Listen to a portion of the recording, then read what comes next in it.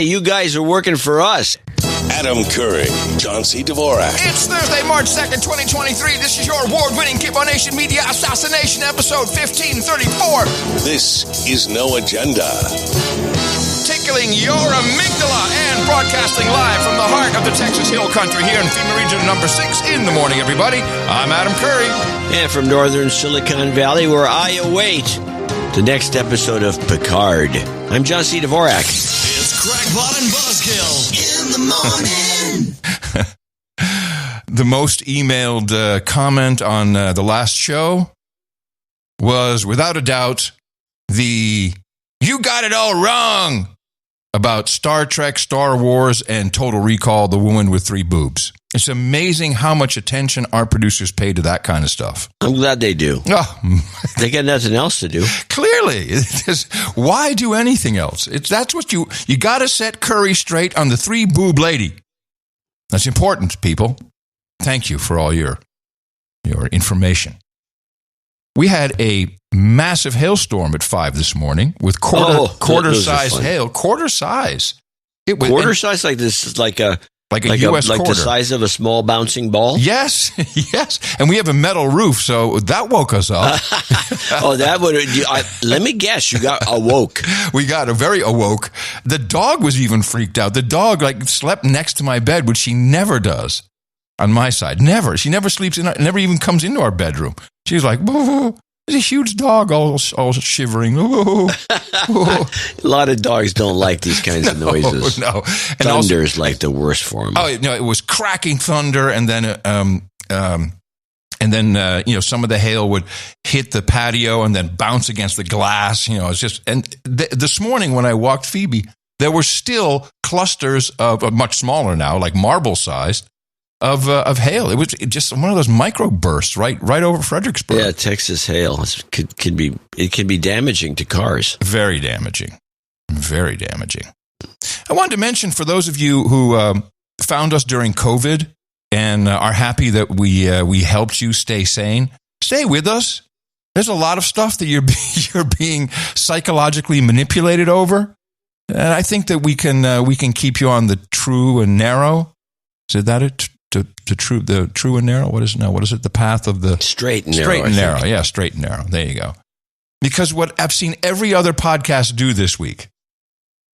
We were right. We told you it was from the lab. We were right. We were right. And no one is seeing the bigger picture. You mean the bigger picture that we said it was from the lab in 2020?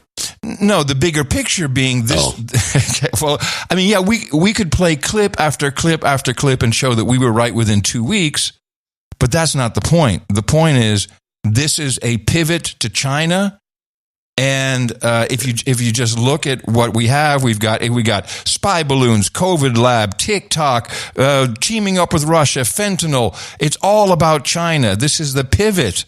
And no one is spared in this. CNBC laid it all out. Oh, well, the reminder today was directed towards Elon Musk. The Tesla founder had been retweeting posts promoting the theory that coronavirus originated from a Wuhan lab. Well, the issue is very sensitive here in China. And so the Communist Party paper, The Global Times, warned on its social media site that he could be breaking the pot of China. This is a Chinese saying that's similar to biting the hand that feeds you.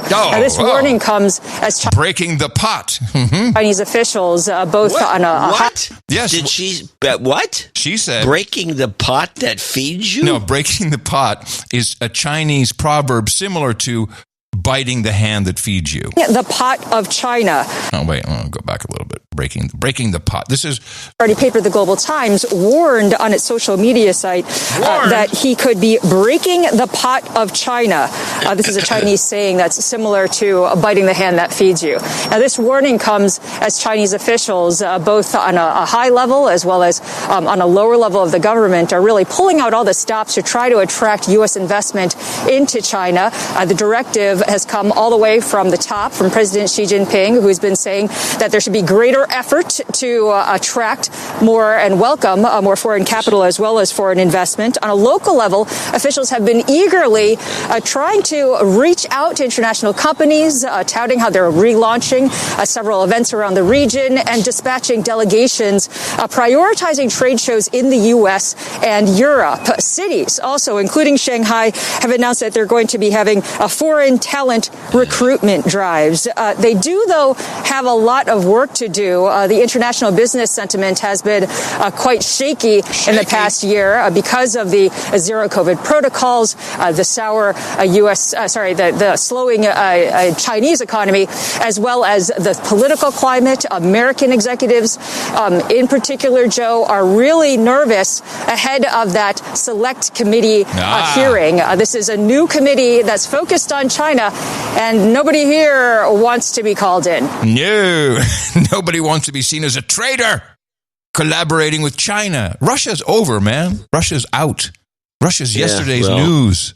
We'll see. But my concern with this latest thing about the Wuhan lab is that Mike Pompeo said it came from the Wuhan lab during the Trump administration. I happen to have the clip. Right here. Play that, please. Secretary Pompeo said that he has strong evidence that it did come from the virology lab. We've been reporting this every Sunday, by the way, from early on. You also said that you saw evidence. Can you tell us anything about the intelligence? No, but we have a lot of information, and it's not good. But you know the worst of all, whether it came from the lab or came from the bats it all came from China. And they should have stopped it. They could have stopped it at that source. I call it the source. Right there. They made a decision to allow it to escape its borders. I don't know if they made the decision, but it got out of control. I think more likely it got out of control. Senator Khan said that they didn't want the... This is an interesting clip as to why I chose this one. Because Trump is almost kind of pushing back against Pompeo, ex-CIA at this point, and saying, well, you know, whatever it came from, China let it happen. Trump isn't even pushing it on China as like an intentional bio leak or anything, which was really much more his position, although manipulated by the media. Chinese economy to contract 20% and the rest of the world to contract 2%. So we were beating them very badly before this. We were beating them between the tariffs and other things we were doing, and we were going up, and they were having a very bad year. They were having the worst year they've had in 56 years. He had Hong Kong protesters on the street. And they weren't well, and even beyond that. And we were really doing well. And that is a theory. But here's what I know for sure. They didn't allow this whole thing. They didn't allow people to go into China, but they did allow them to go out to the world, including the United States. That's why Europe is a mess. That's why, look at these countries. Russia's having a hard time. So quite a different story back then. But why? Well, the funny thing, concern? Again, let's go back to this. That was like the news cycle back in the day, over 2 years ago, and this was, and then it was. I don't know. I thought it was concluded that it was from the lab, and then the next thing you know, this comes out just recently, as though it's all news. And then you have, like you said, your podcasters going on. We told you so. What are you talking about? This is old. Yeah, it's just being in my mind. It's just being resurrected. At this moment. Why? Why resurrect? Oh, you're China. Saying so they target China. China. Yeah. It's all about China. Now we've got to blame China. Well, blaming China for that's a little water under the bridge, it seems to me. No, it's adding to the everything. Okay. Are you going to tell me that you don't see the pivot to China? Everything is moving from China. Oh, China's doing this. China's doing that. We have a new House panel. Oh, it's all about China. China's no good. There's something going on with China. This is the pivot. 60% of the news is about China. China. 60% of the news is not about China. That's what I'm seeing. Most definitely. Half the news is about Murdaugh. No. Who cares about him? What are you watching? You put that in the newsletter. ABC. If you go to GoogleNews.com, the top headline is about this trial in South Carolina that nobody cares about, but they're playing up every which way. Well, surely you understand why. Yeah, it's a distraction, but that's common. No, it's a true, not a distraction. It's a true crime drama. It has been Nancy Grace has been pushing this, and the Netflix special is coming out. I thought the Netflix special was out. Well, they're promoting it heavily now, whether it was out or not. It's all for ratings. This has nothing to do with. And people love but that's why that's what the news mostly concentrates on, getting people to watch TV. Yeah. I'm not saying this. I mean, they're targeting China for sure, but I don't see a quote unquote pivot. No, I do, and here it is. It's about this panel, this House panel, and the main thing, the pivot. This is what is occupying people's minds: is TikTok. That is a continuous hammering of China bad. Congress enjoys a rare bipartisan moment today when lawmakers come together to address China. Coming together? Oh, no! NPR congressional correspondent Deirdre Walsh reports. Wisconsin Republican Mike Gallagher chairs a new House committee created to put a spotlight on the threats posed by China. He says a recent news story made that job a little easier. A Chinese spy balloon drifting over the country and circling our nuclear ICBM facilities has a way... Hold on. So this is a lie? This thing wasn't circling anything. Remember, it was just floating around. Since when was it circling around ICBM facilities? That's just a lie. It passed over them before. Now it was circling. Oh, yeah. It stopped and it circled. Over the country, somehow. Circling our nuclear ICBM facilities has a way of bringing the threat close to home. Illinois Congressman Raja Krishnamurthy, the top Democrat on the panel, says his constituents already feel the impact of China's influence. Everyone seems to have their own stories, whether they are a small business person or whether they're concerned about the crackdown on dissent or human rights. Both lawmakers want to lay out the economic and national security threats posed by China for the American people. One area they agree on is banning the social media platform TikTok from operating in the U.S. They're concerned the app is taking users' data, and its parent company has ties to the CCP, the Chinese Communist Party. Gallagher worries about what that means for Americans. It can be used to influence the news, what people see and talk about, and therefore to interfere in our society and our politics and our very democracy. The looming threat from China on America. Clutch your pearls. America's economy spurred Congress to act last year, passing a bill investing more than $50 billion for U.S. manufacturers to boost semiconductor production. Lawmakers say the use of a surveillance balloon by China only reinforces the need for a comprehensive security plan. The rest of the century will be defined by what happens between the United States and China. That's Florida Senator Marco Rubio, the top Republican on the Senate Intelligence Committee. This is not just a military challenge. China has fused its commercial, military, and technological applications in ways no other nation ever has. So it's a multifaceted challenge. Part of that challenge is also increased China aggression over Taiwan, an island democracy that governs itself, but that China claims as its territory. We don't want open hostilities to break out in that part of the world, which could lead to very severe consequences for the region. So we can bicker over whether it's a pivot or not, but... Hold on. Sure. So, first of all, I have my phone ringing, but first of all, you're constantly condemning me for the NTD announcers? This was NPR. This was NPR. Oh, my God. That was NPR. Where did they hire them from, NTD? Most likely. In fact, NTD is on the line for you right now. Pick it up. They want to know why you're not playing any more clips. They're totally pissed off about that. I only play NTD clips every third show. Do you not have voicemail on that thing? Come on. What's going on? If it rings one more time, yeah, I'm starting another clip. Another clip. Tonight, CBS News has new information on that classified Department of Energy report that details the origin of the COVID-19 virus. The new intelligence points to a possible lab leak in Wuhan, China.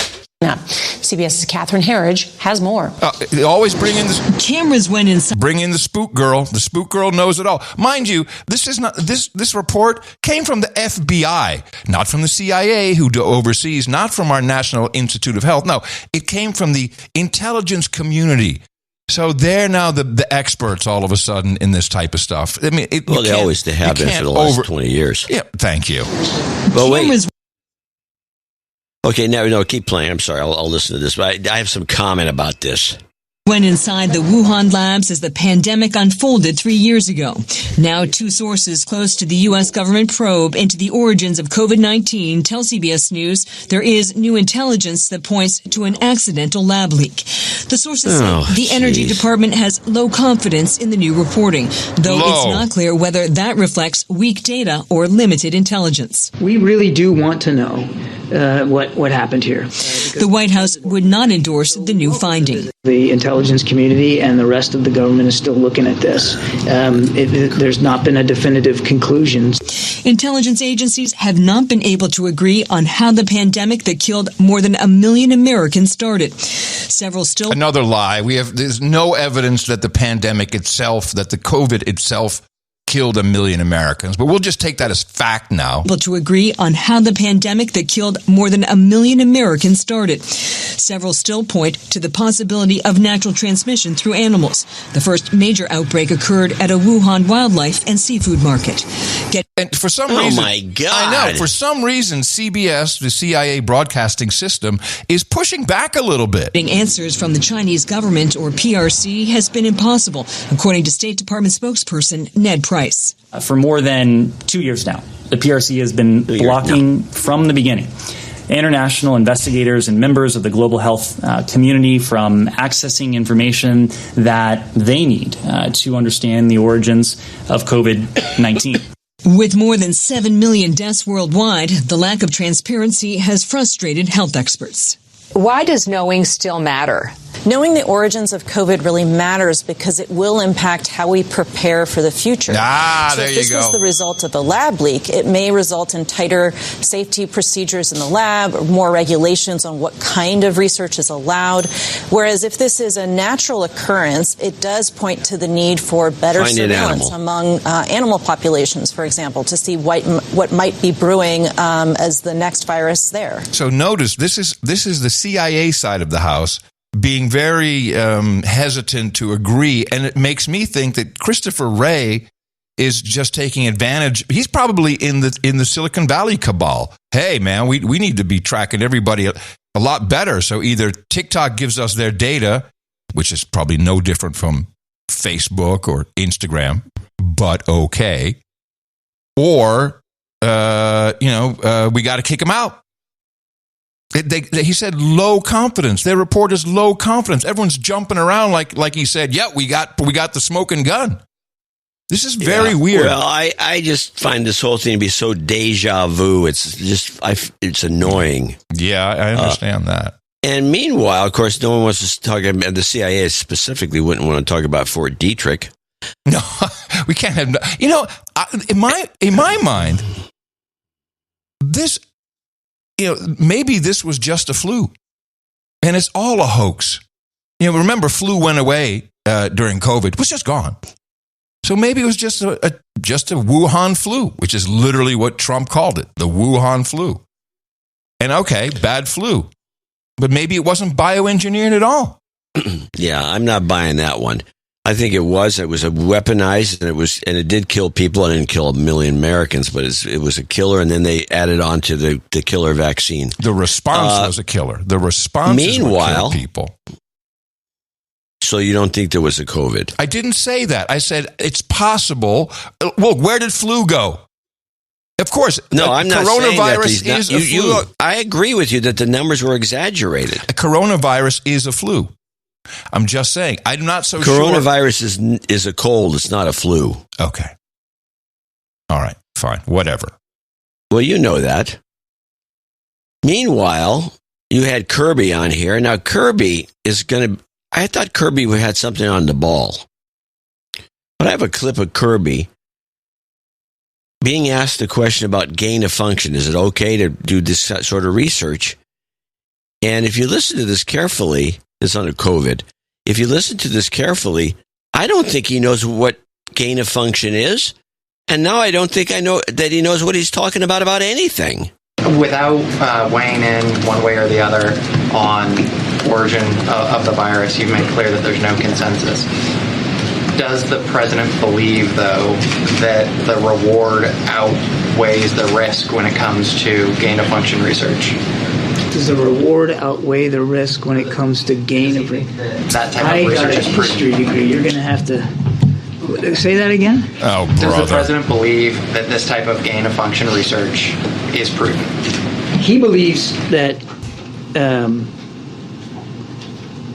it's important to help prevent future pandemics, which means he understands that there has to be legitimate scientific research into the sources or potential sources of pandemics so that we understand it, so that we can prevent them, and we can prevent them from happening, obviously. But he also believes, and this is why he wants the whole of government effort here to understand it, that research has to be done and must be done in a safe and secure manner and as transparent as possible to the rest of the world so people know what's going on. So I think that's a fancy way of saying yes. I think he knows exactly what he's talking about. He's just couching it the way everyone else is. Like, oh, yeah, well, it was from a lab, so now we know we have to be careful when the next one comes. I think it's all gaslighting. Yeah, sure, it was engineered. Okay. Sure. We shouldn't even be arguing about it because that's what everyone is doing. Meanwhile, what's next? Oh, I think they'll say China's a currency manipulator. You watch. It's all everything Trump was saying, they're now playing. Deja vu too. Of course it is. Of course it is. And by the way, the reason we didn't catch this the first time around, that this came from China, whether it was made or not, came from China, was because Trump is a xenophobe. Trump unleashed this xenophobia. He stopped allowing Chinese people to come to the country. He then started calling it the... Don't even say it. He called it something. And he kept on saying, China, and doing this thing where I was even concerned as someone who had lost family members for Manny to even bring it up. And that is really sad. The last guy before Biden said anything about this, he made it about Asian people. And I'm sure Jon Stewart didn't realize that that's what was happening, because I'm sure he didn't know what was going on all over the country with Asian folks getting smacked and hit and people saying stuff to them about bringing the disease here. I mean, this was what was happening. And if you know who had not started it with that, had he not made it about that, had he said, listen, this might have come out of a lab, it probably would have been listened to a lot differently. Well, I'm glad she's got her act together. That's so beautiful. Yeah, if only he had said it differently, we would have listened differently. Okay, Whoopi. And of course, it was the response that was the problem. It was the lockdowns that was the problem. It was all of this, the masks, that was the problem. We know that it simply was not the killer virus that it was promoted to be. You agree with me there, right? Yeah, the numbers were pretty much the same when it was analyzed as the flu. It had the same numbers as the flu in terms of its deadliness. So something interesting is going down in the UK. The lockdown files have been published. I don't know if you followed this. The Telegraph, a respectable newspaper, I would say, compared to what we mainly read, Daily News and The Sun. The Telegraph published... Still pretty... The Telegraph? It's a mouthpiece for the Democrats. The Telegraph... They were very anti-Trump during their era. You mean the liberals? I mean, this is UK, right? Yeah. The Telegraph. When I say Democrats, I'm referring to Americans. Oh, okay. Well, no, this is a purely UK-based thing. I understand that. I understand completely. But when it came to talking about American politics, they were very pro-Democrat. Oh, okay. And they do talk about American politics quite a bit. So the lockdown files consist of 100,000 WhatsApp messages, which have revealed some things about the lockdown. Catherine, these are fairly explosive allegations. Yeah, Yes, they certainly are. Broke late last night with the Telegraph front page, saying fundamentally that Matt Hancock, who was, of course, Health Secretary, ignored the advice of Chris Whitty, the Chief Medical Officer, to test everybody going into a care home. Now, that, of course, is pretty damning, and it has come from 100,000 WhatsApp messages that journalist Isabel Oakeshott handed over to the Telegraph. Now, Isabel co-wrote Matt Hancock's pandemic diaries along with him, and so was previously very friendly with him, and now that has obviously soured.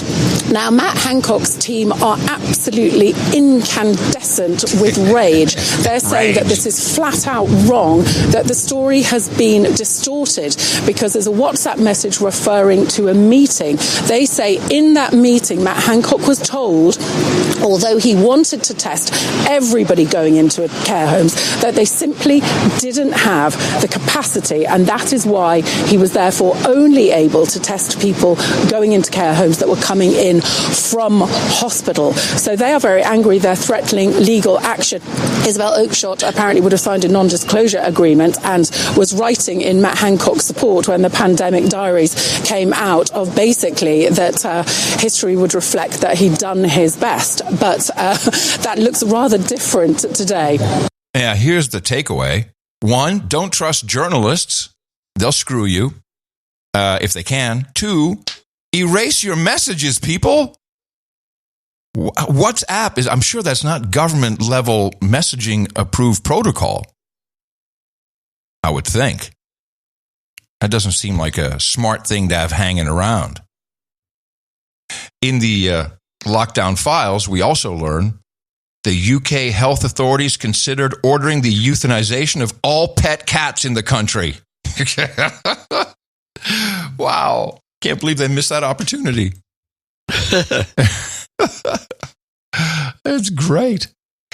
So Europe is taking the TikTok thing very seriously. They're even presenting it as like legislation is done. TikTok's leaving America. Now, the U.S. This is Deutsche Welle. House of Foreign Affairs Committee has voted to give President Joe Biden new powers for an outright ban of TikTok and other social media apps. Lawmakers voted 26-16 to approve the measure. Republican Committee Chair Michael McCall sponsored it. Democrats on the committee opposed the bill. TikTok is used by more than 100 million Americans. The measure would need to be passed by the full House and U.S. Senate before it can go to Biden. TikTok has come under increased scrutiny on both sides of the Atlantic as Western countries take a critical look at the Chinese company's reach and the security risks it may pose. Yeah, so this thing is... So why don't you explain to the audience, what's the security risk? Oh, the security you got risk. Some guy jumping off the roof onto a rubber ball and then hitting the ground and hurting his back. Well, okay. Classic TikTok video. Yes. This is the Deterring America's Technological Adversaries Act, also known as the Data Act, because, data is like oil. Today is oil. It's like the data. So what they're saying is absolute bunk, because there is no more or less data that TikTok as an app can glean than Facebook, Twitter, Google, etc. I don't think they can get as much as Facebook. Yeah, Facebook is probably getting more. You may be right. But because when you sign up, it says, hey, if you use TikTok anywhere else, not necessarily in the app, even though they can do it in the app. So everyone can track your keystrokes in any app. In fact, you can see there are software developer kits available where you can literally pick a user and replay their action, like an instant replay. You can see the movement on the screen. So it's partially bull crap. It's 100% bull crap that, we have to get rid of TikTok because my assertion is TikTok is really eating Silicon Valley's lunch.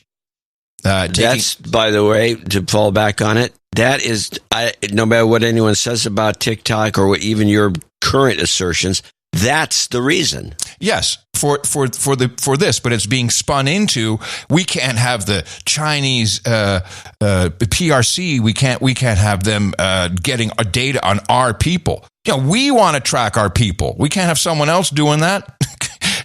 It's so cynical. So the national security problem is, or the here's how they're playing. It's national security issue, and that's why we have to do this. Here in Washington tonight, the crackdown on TikTok continues. The White House today gave government agencies 30 days to remove the video sharing app from all federal devices and computer systems. If it's an emergency, why 30 days? Why not 30 hours? Well, I have another question that's above that. It's more meta.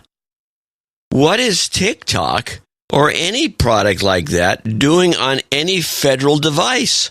The What's it doing there? What are they? I'm working for the government. I've got a government to hand me a phone. And so what am I going to do? Dick around on TikTok? And they're going to allow that? What's it doing there in the first place? I'd track down everyone who had TikTok on the phones and fire them. It's interesting you bring that up. Someone just sent me this morning. Let's see, where is this here? The Department of Homeland Security has ordered everyone. I guess they give them iPhones. So they have a deal with Apple, and they hand out government iPhones to them.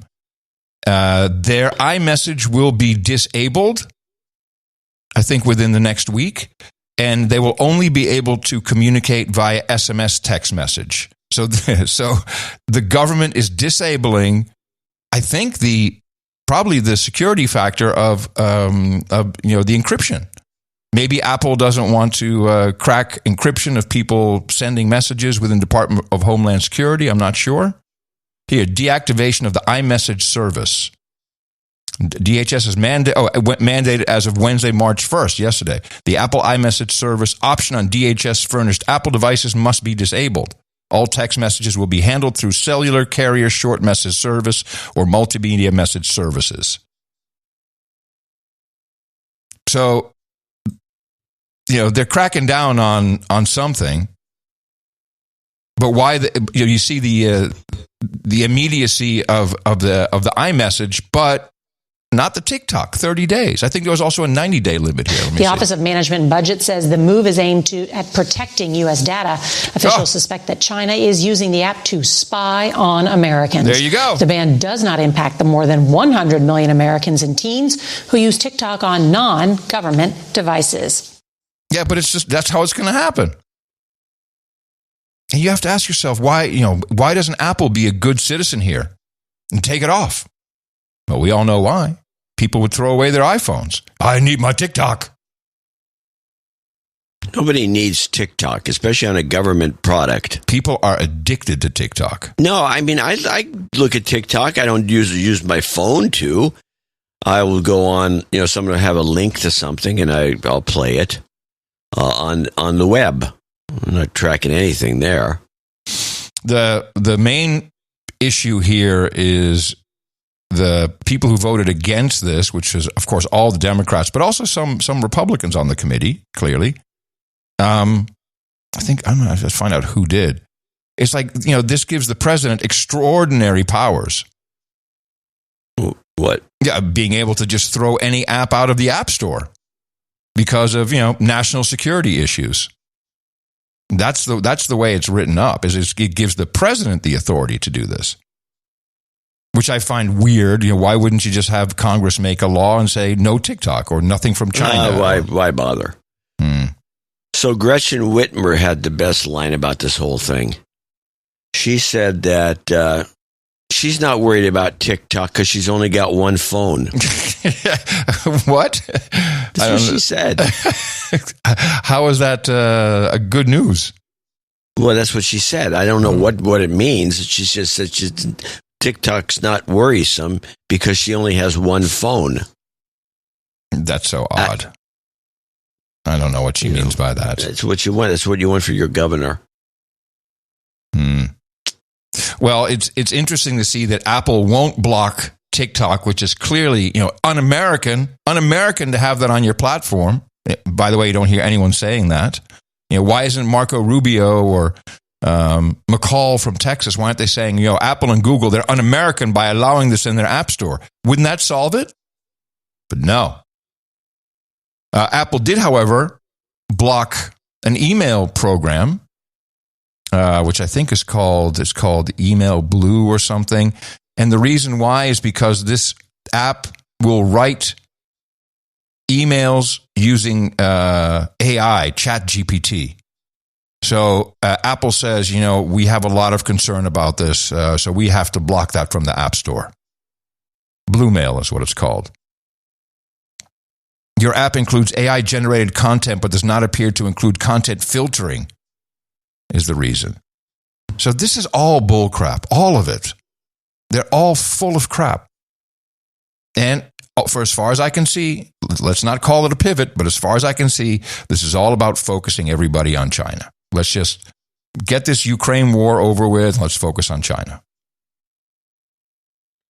Here's my Ukraine clip. It's all I got. It's 22 seconds. It's all I got about Ukraine. With Ukrainian forces coming under relentless assault in the city of Bakhmut, military officials now say they may be prepared to pull some troops back. The remarks appearing to suggest Russia could capture the eastern city that is viewed as a symbol of Ukrainian resistance to Russian occupation. Kremlin forces have staged a bloody month-long offensive to take the city, which has pretty much become a ghost town. Yeah, I have a couple more clips. We start with what you will never see on the M5M here in the United States, and you'll barely see it on the M5M in the EU, where this is going down. This is from, I think, France 24. Marching for peace in Ukraine, hundreds took to the streets of London on Saturday, urging a ceasefire and negotiations with Russia to end the conflict. Among them, supporters of the Campaign for Nuclear Disarmament, warning that any escalation in fighting would increase the chances of a nuclear war. Many wanted to see an end to Western military support for Ukraine. It would help if we stopped saying, we'll just give you lots more weapons until you win the war. It's not going to happen like that. Ukrainians are really tough, Russians are really tough, and NATO is really rich. So that's all the ingredients you need for a kind of endless war. Well, this demonstration is one of many happening over this weekend across Europe. Now, for these demonstrators, arming Ukraine is simply making things worse and prolonging the conflict, but others take a very different approach. In the Belgian capital, many of those marching in solidarity with Ukraine were actually refugees from that country. We need the weapons for our defense. We need the sanctions against Russia. We need economical support because we defend not only our land, but we defend all democracy world. While in Berlin, a bigger protest, at least 10,000 turned up to say no to the idea of Germany arming Ukraine. We're demonstrating for peace and against intervention of our government in that war that is not ours. The people that voted for those politicians, they did not know that they will push us into war and send weapons into countries that are in war. This is even against our constitution. So different messages and no end in sight to the misery inflicted on the people of Ukraine. Yeah. All right. So we have everyone except Brussels. Brussels is all, let's whatever it takes, Brussels. I wonder why Brussels? Well, Biden keeps saying whatever it takes, and then Trudeau recently says whatever it takes. And Janet Yellen, surprise visit to good old Volodymyr. She just popped by Ukraine to say hi. As we mark 1 year since the beginning of this full-scale invasion, the message I bring you from President Biden is simple. America will stand with Ukraine for as long as it takes. U.S. Treasury Secretary Janet Yellen swept into Kyiv on Monday in a surprise visit to reaffirm U.S. support for Ukraine as it fights Russia's invasion, highlighting U.S. economic aid that is bolstering Ukraine's war effort. And today I'm proud to announce the transfer of an additional amount of over $1.2 billion. That's the first tranche of about $10 billion in direct budget support that the United States will provide in the coming months. Yellen met with President Volodymyr Zelensky and Ukrainian Prime Minister Denis Shmyhal. Shmyhal said the two discussed further U.S. sanctions on Russia, as well as confiscating frozen Russian assets. You know what's missing? Well, I'm still hanging at the frozen Russian assets. They're going to take the Russian money to rebuild. They're not going to get away with that. Yes, they are. Of course they are. No, they're not. Okay. They're not going to get away with that. They're not going to take it. Why not? Because it's illegal. It's against international law to do what they're going to try to do. Name the international law and who maintains this international law? I'm just telling you, that's not going to happen. If you think it's going to happen, okay, we'll put $1 on it. Done. Here's what's missing. When's the bet end? As long as it takes. I'll never get my $1. So there's something missing from all these reports. If you remember you won't remember the Vietnam War and some of these other wars, they would usually have a daily death toll. There has been very little talk of the death toll. It's as if they're wiping out the male reproductive aged males that are getting killed left and right. Now they're running teens out there. They're killing off the population of Ukraine for some reason. And I'm wondering if it's not being done on purpose. They're not telling us about the casualties at all. That is very interesting because I came across this report from France 24. This couple in Kyiv, Svetlana and Mykola, have repeatedly discussed having a child because he is in the Ukrainian army. She's 25, he's 30. They met just 4 months before Russia's full-scale invasion a year ago. The war accelerated things and made us think about the sincerity of our feelings and the values we share. They are now engaged to be married and want a child. They aim to freeze and store Mykola's sperm before he goes to the front. I suggested it. I wasn't thinking of the worst that could happen. I told him that if injuries damaged his ability to have children, at least we would have this solution. Yeah, so they're just freezing their sperm, sending them off to be killed.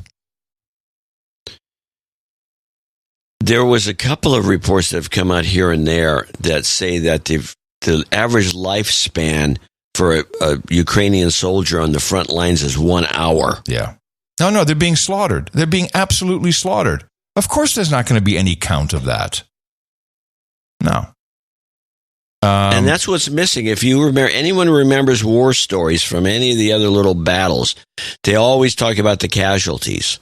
They've even talked about the casualties in Iraq of the civilians, which was 250,000 people, at least. But they're just really, they say, there's 100,000 Russians killed. They sometimes mention that. That's what I hear. They're killing them all off. Yeah, that's the only thing you'll hear is how many Russians died. You're right. That's the only thing you hear in that regard. Meanwhile, back home, and by the way, you can set any date you want on that dollar because at least I have them saying they're going to do it and saying that they're going to set up a new special court for that and they're going to change international law for that. So if you can find something to the contrary instead of just it's never going to happen, I'd respect that. But I'll take the dollar after December 1st of this year. Fine. Oh, boy. Here is December 1st of this year. Good.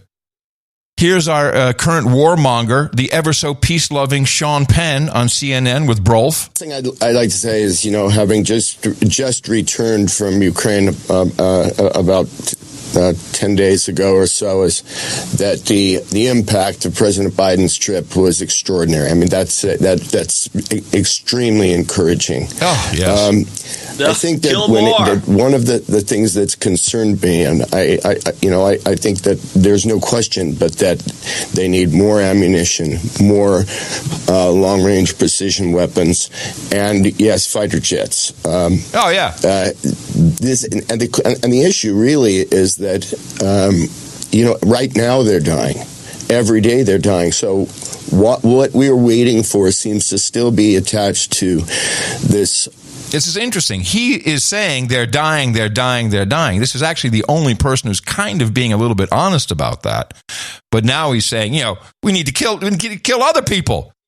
That we can't have. Hey, you can't go outside if you're not vaccinated, says Sean Penn, because you're killing people. But meanwhile, I want F-16s to kill people. I would argue overcautious concern warmonger to nuclear weapons because nuclear weapons is not true. It's just a joke, according to him. For one thing, if we're going to live in a world where a bully with nuclear weapons runs the show, This is interesting. Was it not Volodymyr Zelensky who was the first one to say we need nuclear weapons in Ukraine? Wasn't he being the bully by saying that? A former intelligence officer I'd spoken to in Ukraine at one point, he said, he doesn't want to live in that world, and Ukraine won't. And so I just think we have to make a clear decision to start saving lives, saving infrastructure, and by killing other people. What that means is supplying the Ukrainians. They have no interest in having Americans or others in the fight. They're ready to take the fight themselves. And their ability to transition on these platforms, be it the F-16s or when it comes to the Patriot. I just love Sean Penn, so indoctrinated by the military-industrial complex, who no doubt are flying him in and out every single time, where now he's talking about these platforms, because he's so schooled on the F-16 platform, the Patriot platform, let's just call it what it is, the Raytheon and Boeing platform. Sean Penn, you are a horrible warmonger.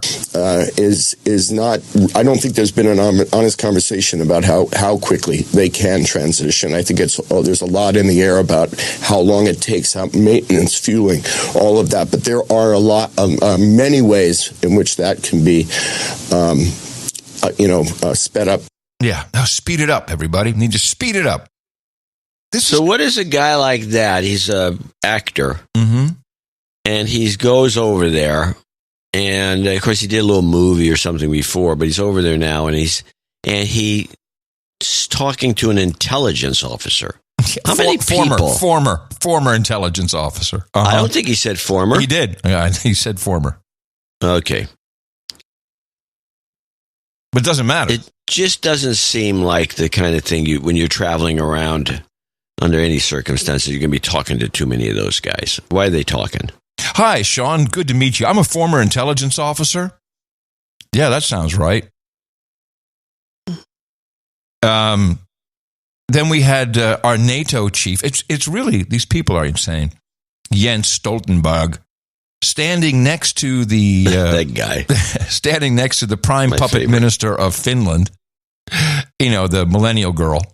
The girl, yeah, she's the dancer. Yes, and all the party girl. The party girl, exactly. But she did not bump into the furniture. She read her lines after the tee up from the setup here or the alley-oop setup from Jens. So both NATO allies have agreed that Ukraine will become a member of our alliance, but at the same time that is a long-term perspective. What is the issue now is to ensure that Ukraine prevail as a sovereign independent nation, and that therefore we need to support Ukraine. I see that the future of Ukraine is to be part of European Union and also member of NATO. We have taken many steps forward when it comes to military aid to Ukraine, and I'm very glad that we are now cooperating together much more closely to give Ukraine more heavy weapons. I think the discussion now... Heavy weapons.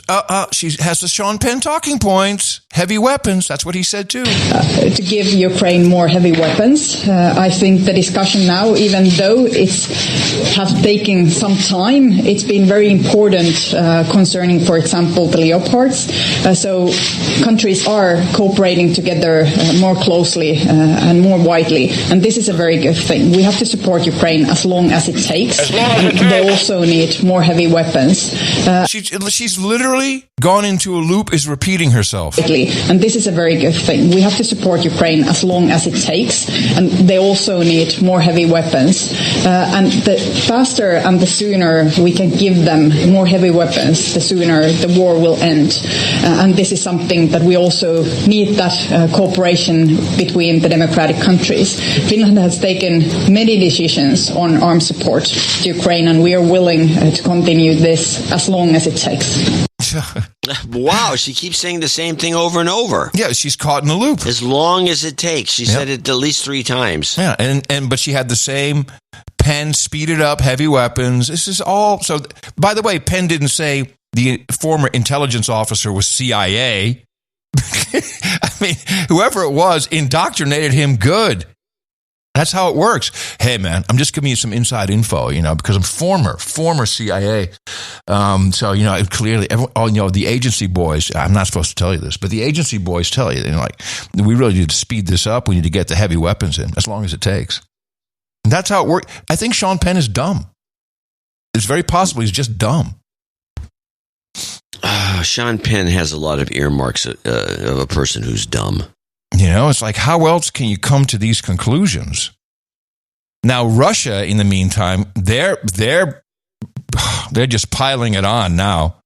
This is Foreign Minister Lavrov with a translator about the biological warfare that this is really about. It has arrived there, and we had data, and we have data that the Pentagon is preoccupied about the chemical and biological installations in Ukraine, because Pentagon built 2 biological war labs, and they have been developing pathogens there in Kiev and in Odessa, and now they are concerned that they may lose control over these labs. And you know what it may be like in future, and the Americans decline flatly and resolutely to start a inspection mechanism as part of the Convention for the Prohibition of Chemical Weapons, and they build new chemical and biological facilities all across Russian borders.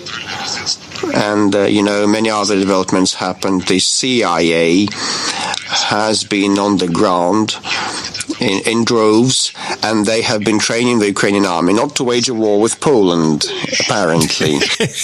No, really. So CIA is swarming, talking to Sean Penn, letting him know, as former intelligence officers, and they're kind of worried about the biolabs, which I think we kind of got confirmation on from Victoria Nuland that they were real, that we have biolabs.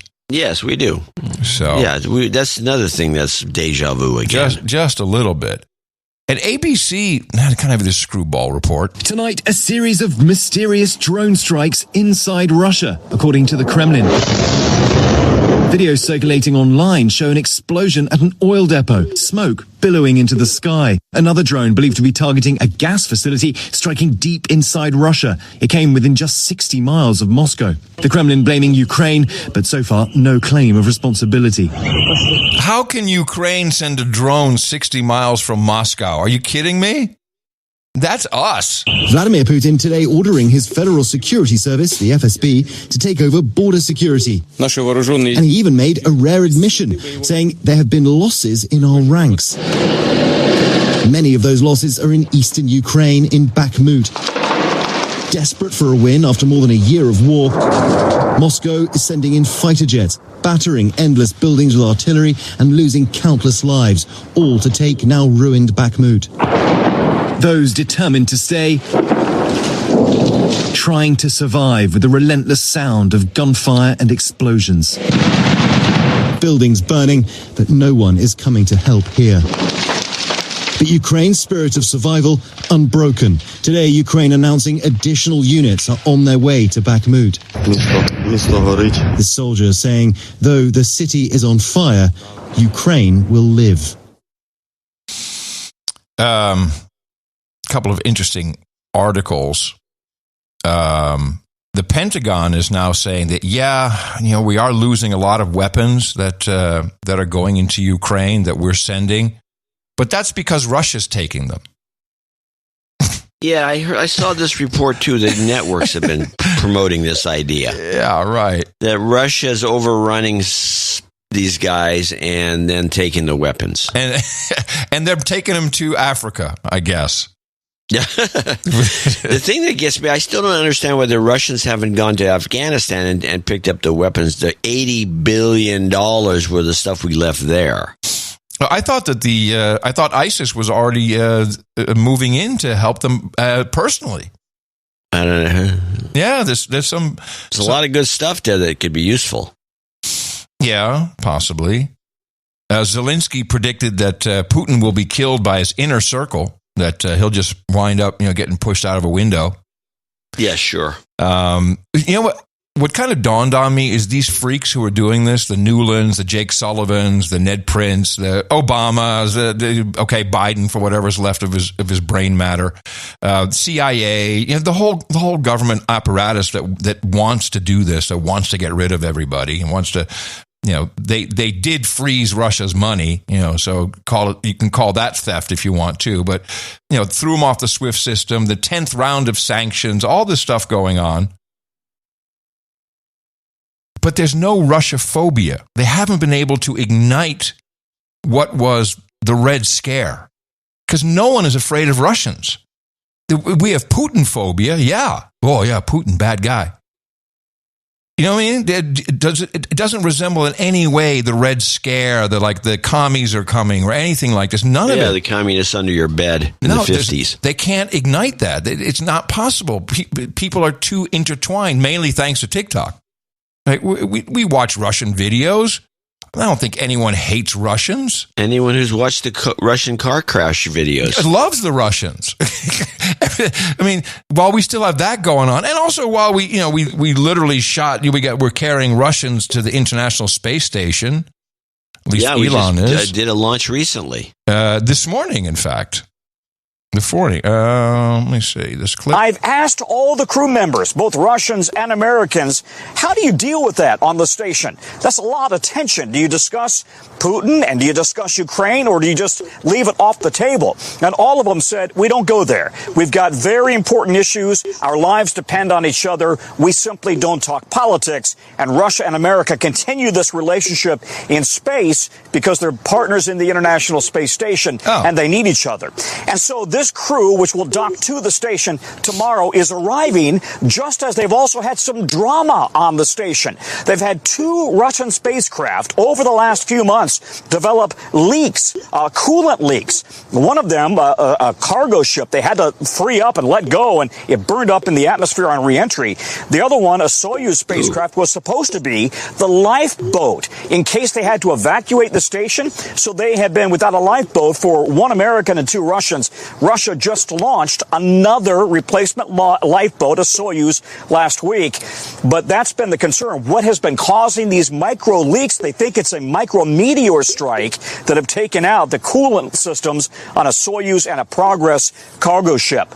Again, they dock tomorrow, 6 months on the space station, doing some 200 experiments. So a lot of universities are watching very closely to see their experiments are going to be completed. Guys, back to you. All right. Cool. Tom Costello there from the Kennedy Space Center on that SpaceX launch. Tom, thank you. Oh, thank you, Tom. Riveting. Just riveting.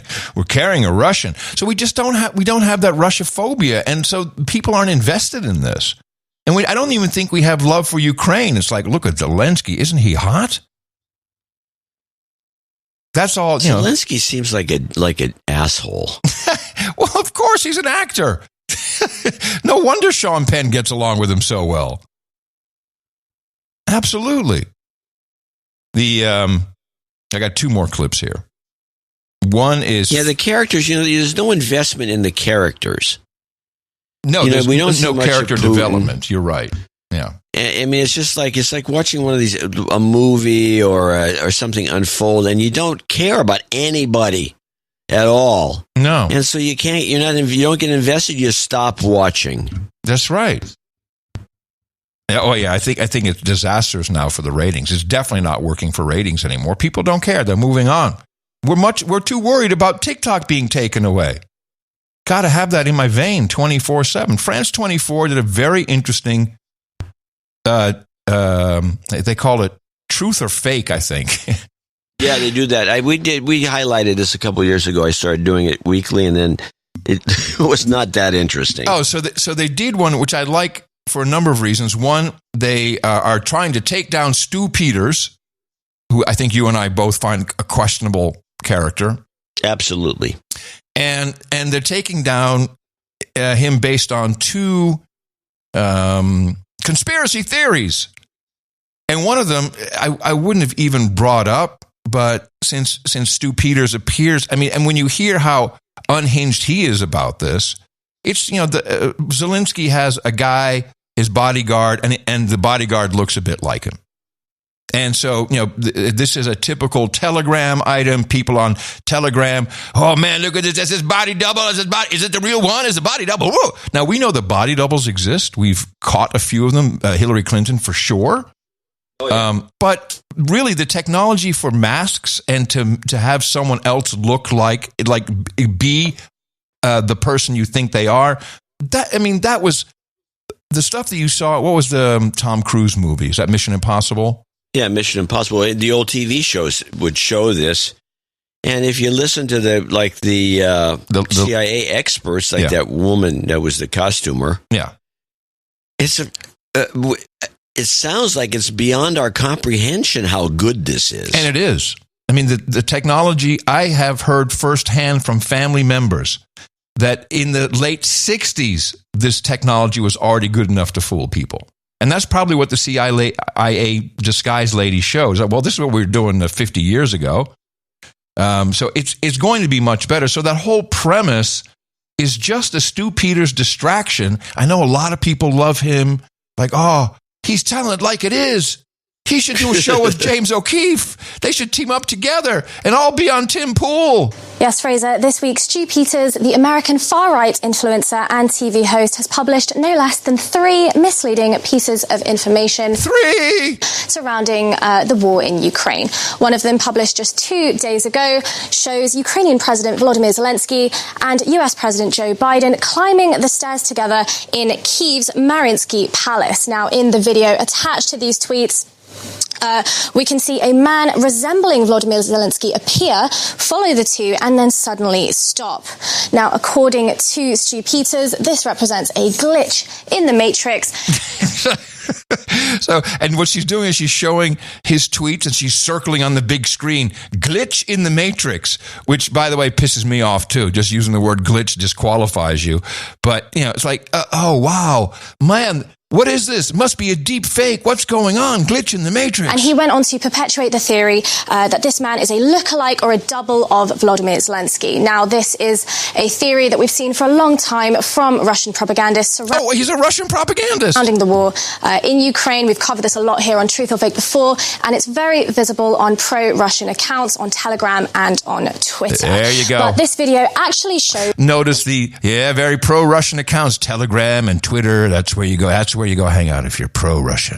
Maxim Donets, he is Volodymyr Zelensky's official bodyguard. This is a photo from the same visit published by French media L'Express, and as we can see, he does have a similar height and build to the Ukrainian president, but he does have very discernible, distinguishable, and different facial features. Now, we can see him again in these photos published last August with Boris Johnson, but again, similar height and build, but they are very, very much different people.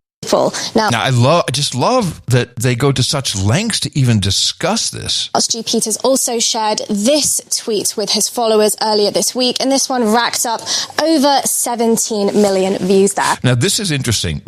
You probably saw the montage where you see all these buildings that were partially or really heavily damaged, and they're now all rebuilt and beautiful and pristine, which, in my mind...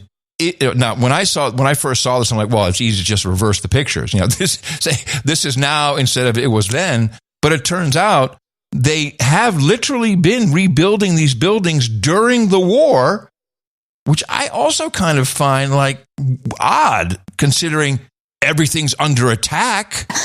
He posted these two photos of the same building in Ukraine. One was taken last year in February 2022 and one from this year in 2023. Now, he claims that this war is fake or staged and that these buildings couldn't possibly have been touched by any missiles or bombs because it would be impossible to restore the building to this condition in this time. Again, this is a popular pro-Russian theory that we have seen numerous times here. Again, even on Truth or Fake, the war being a hoax. Now, this building's reconstruction has been pretty heavily documented in both Western and Ukrainian media. After Russian troops withdrew from Kyiv last March, that is exactly what allowed this building to be rebuilt. And as it was discussed quite heavily in this article from Ukraine's The Village, the building was documented stage by stage of its reconstruction, Fraser. Okay, so I will mention that I find a couple things strange. The Russians withdraw from Kyiv? Did they ever enter Kyiv? Not that I know of. Not that I know of either. They had their tanks nearby that they were running down to Donbass. And then she says, this has been heavily documented in Western media as well as others. And then the example she gives is the Kyiv Gazette. I mean, we know that trick is an intelligence trick. Well, according to the Kyiv Times. So she doesn't quote the New York Times or any other Washington Post or anything like that. But in general, it's like, really? I didn't know that they actually were rebuilding. Well, no wonder we need the money from Russia. We got to pay off the contractors for work already performed. Yeah, that is peculiar. Final clip is from Douglas McGregor. You don't like him? We've talked about Douglas McGregor before. I tried to get a hold of him. But our podcast, the No Agenda Show, is too beneath him to even discuss anything. Wow, this comes from some lowly podcast. I can't believe it. Yeah, I know. That's what it got me. Well, maybe because... No, we weren't even... No. So do we now not trust him because he shined No, I us? don't distrust him. I just think he's a douchebag. Oh, okay. Well, the question is posed, who's behind this war? So the first question that I wanted to get down to is, who is it that really wants this war between NATO and Vladimir Putin? Well, I think it's clear that the American people are largely divorced from the reality of this conflict, as they have been for the last 30 years. Divorced from all the conflicts. War has always been something that happened far away on somebody else's soil. The difference this time is that Washington has decided, along with help and assistance, particularly from its allies in London and the global financial community run out of New York City, to wage war on the Russian state with the goal of not simply regime change, but ultimately destroying the state, potentially dismembering it. And when you look at the people who are advocates for this terrible, destructive policy, they are largely the same people that got us into the Balkans in the 1990s, into Bosnia and Kosovo, and then subsequently were largely supportive of the interventions in 2001 and 3 for perpetual warfare in the Middle East, demonizing and transforming into an enemy Libya, Syria, and obviously Iran. This is an old story. It's the same old trope that you've been hearing. It's 1936 again. We have another potential Hitlerian state, and if we don't act, we are appeasers, and the world as we know it will end. So that's about it. But I think there's a lot of money behind this because Russia is full of trillions of dollars of resources. Mineral resources, oil, gas, precious metals, agricultural. We just go down the list. There was an attempt in the 90s and in the early part of this century by people from the West, many of whom are connected to organizations like Goldman Sachs and the global financial community, to go in and effectively rape Russia and steal everything they possibly could from it. They were ultimately defeated and thrown out by Vladimir Putin, who established a new regime to bring some more stability and dignity back to the Russian state. It's a trope for sure. When you throw out Goldman Sachs, Why don't you just say along Zionist? With all those NGOs, which Putin figured that out. I mean, you have to give Putin some credit for recognizing that the NGOs were fronts. Right, but were they connected to Goldman Sachs? I didn't know that. I don't know that they were or not, but they were fronts, and everything had to go. I don't know how much Goldman Sachs was involved in any of this. But. He said trope. I'm actually accusing him of saying this is the Zionist globalists. When you bring in Goldman Sachs and you bring in Goldman Sachs, you're hinting at it. Yeah. But that's true. It doesn't sound right to me. I mean, military-industrial complex. He doesn't give us a real concise answer to the real question, which was, what's the point? Yeah. I mean, military-industrial complex. Yeah, I believe that. They're high on their own supply. They can't get enough of it. They love it. Let's do it. Let's do more. But just to call out Wall Street? Maybe. I'm skeptical. Yeah, I'm skeptical too. But, until the guy talks to us, he's just on the skeptical list. He's never talking. Unless he answers our questions. You've got to talk to us, man. You're no good. No good. All right, I think that is that's probably the main crux of what we've got there.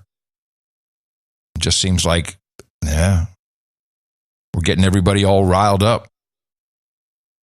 They're going to take away your TikTok. It's going to be bad. Well, the TikTok thing is ludicrous. It would be. I'm all for it, by the way. Get rid of TikTok. I like TikTok. Of course you do.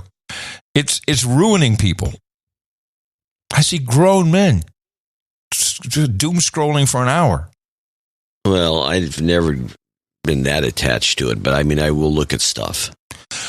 And then I do admire the fact that they do try to figure out what you're into. Yeah. In other words, what you're being attracted to. The problem is I have these software systems that clear all my caches, throw out the cookies, doesn't do all these things every night. So I don't know how much, they have to relearn my viewing habits every time I go on TikTok. And I only do it maybe a couple times a week. Right. You don't, but do you use an account or you just No, I've never signed up. Because from what I've seen, once you view one video, if you want to view another one, then it forces you into a sign-up mode. No, I've never had that problem. I go on there, not signed up. I don't have an account. I go view a video. They throw another one at me. Then another. I can be there for days if I wanted to be. That's never happened. Oh, well, that's probably because your cookies are.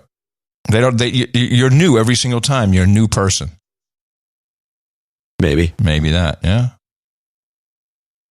Let's see. What other distraction do we have? This is a big one here in the United States. Back here in Washington, President Biden's plan to forgive student loan debt for more than 40 million Americans is facing its toughest test yet, the Supreme Court. The justices heard arguments today on two different challenges brought by 6 Republican-led states and 2 student loan borrowers. CBS's Jan Crawford is outside the Supreme Court. Students came to make their voices heard. It's a lot of anxiety and fear. 25-year-old Janaea Moore would see about a third of her... Oh, totally printed signs. I mean, they had the union boss, Randy Gardner, right there. 25-year-old Janaea Moore would see about a third of her $70,000 student loan debt erased under President Biden's forgiveness plan. I feel like my life is on the line if it doesn't get canceled. She is one of 43 million people eligible for some student loan debt relief. Those making less than $125,000 a year could get $10,000 in debt forgiven. Those with Pell Grants could get $20,000 erased. But that comes at a cost, nearly $500 billion.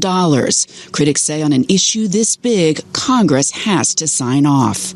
Missouri Attorney General Andrew Bailey is one of the state Republican leaders urging the court to kill the program. As someone who paid for my school in blood, sweat, and tears in service to my nation, that's an issue that's near and dear to my heart.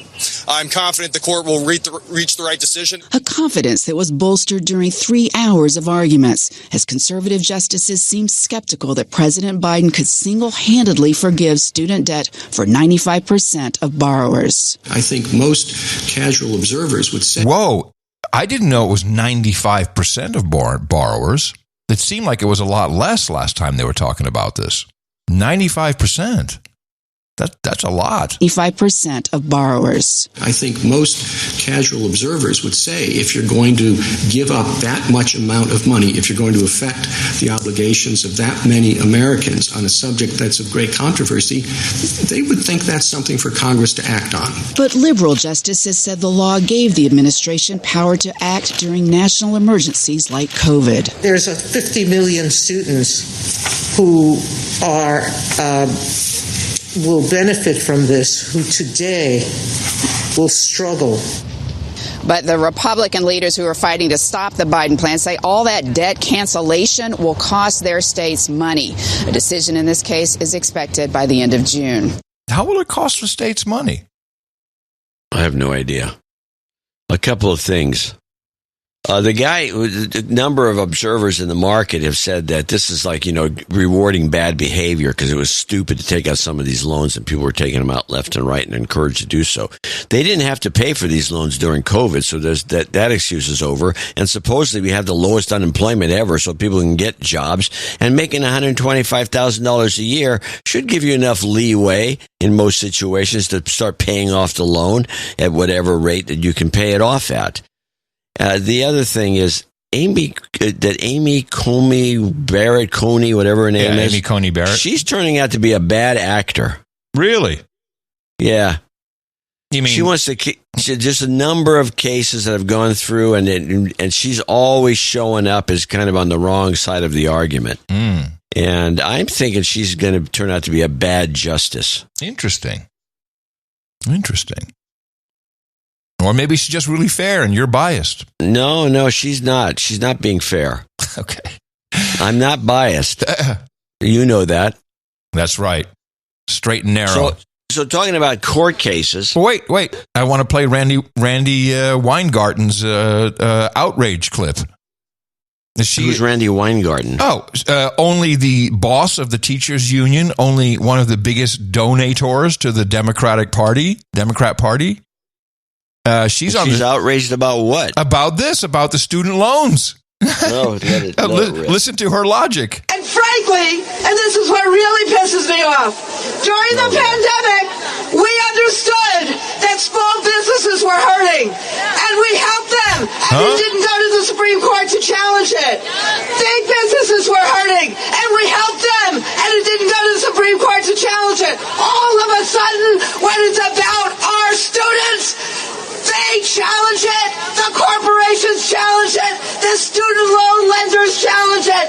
That is not right, that is not fair, and that is what we are fighting as well when we say cancel student debt. She's pretty worked up over this.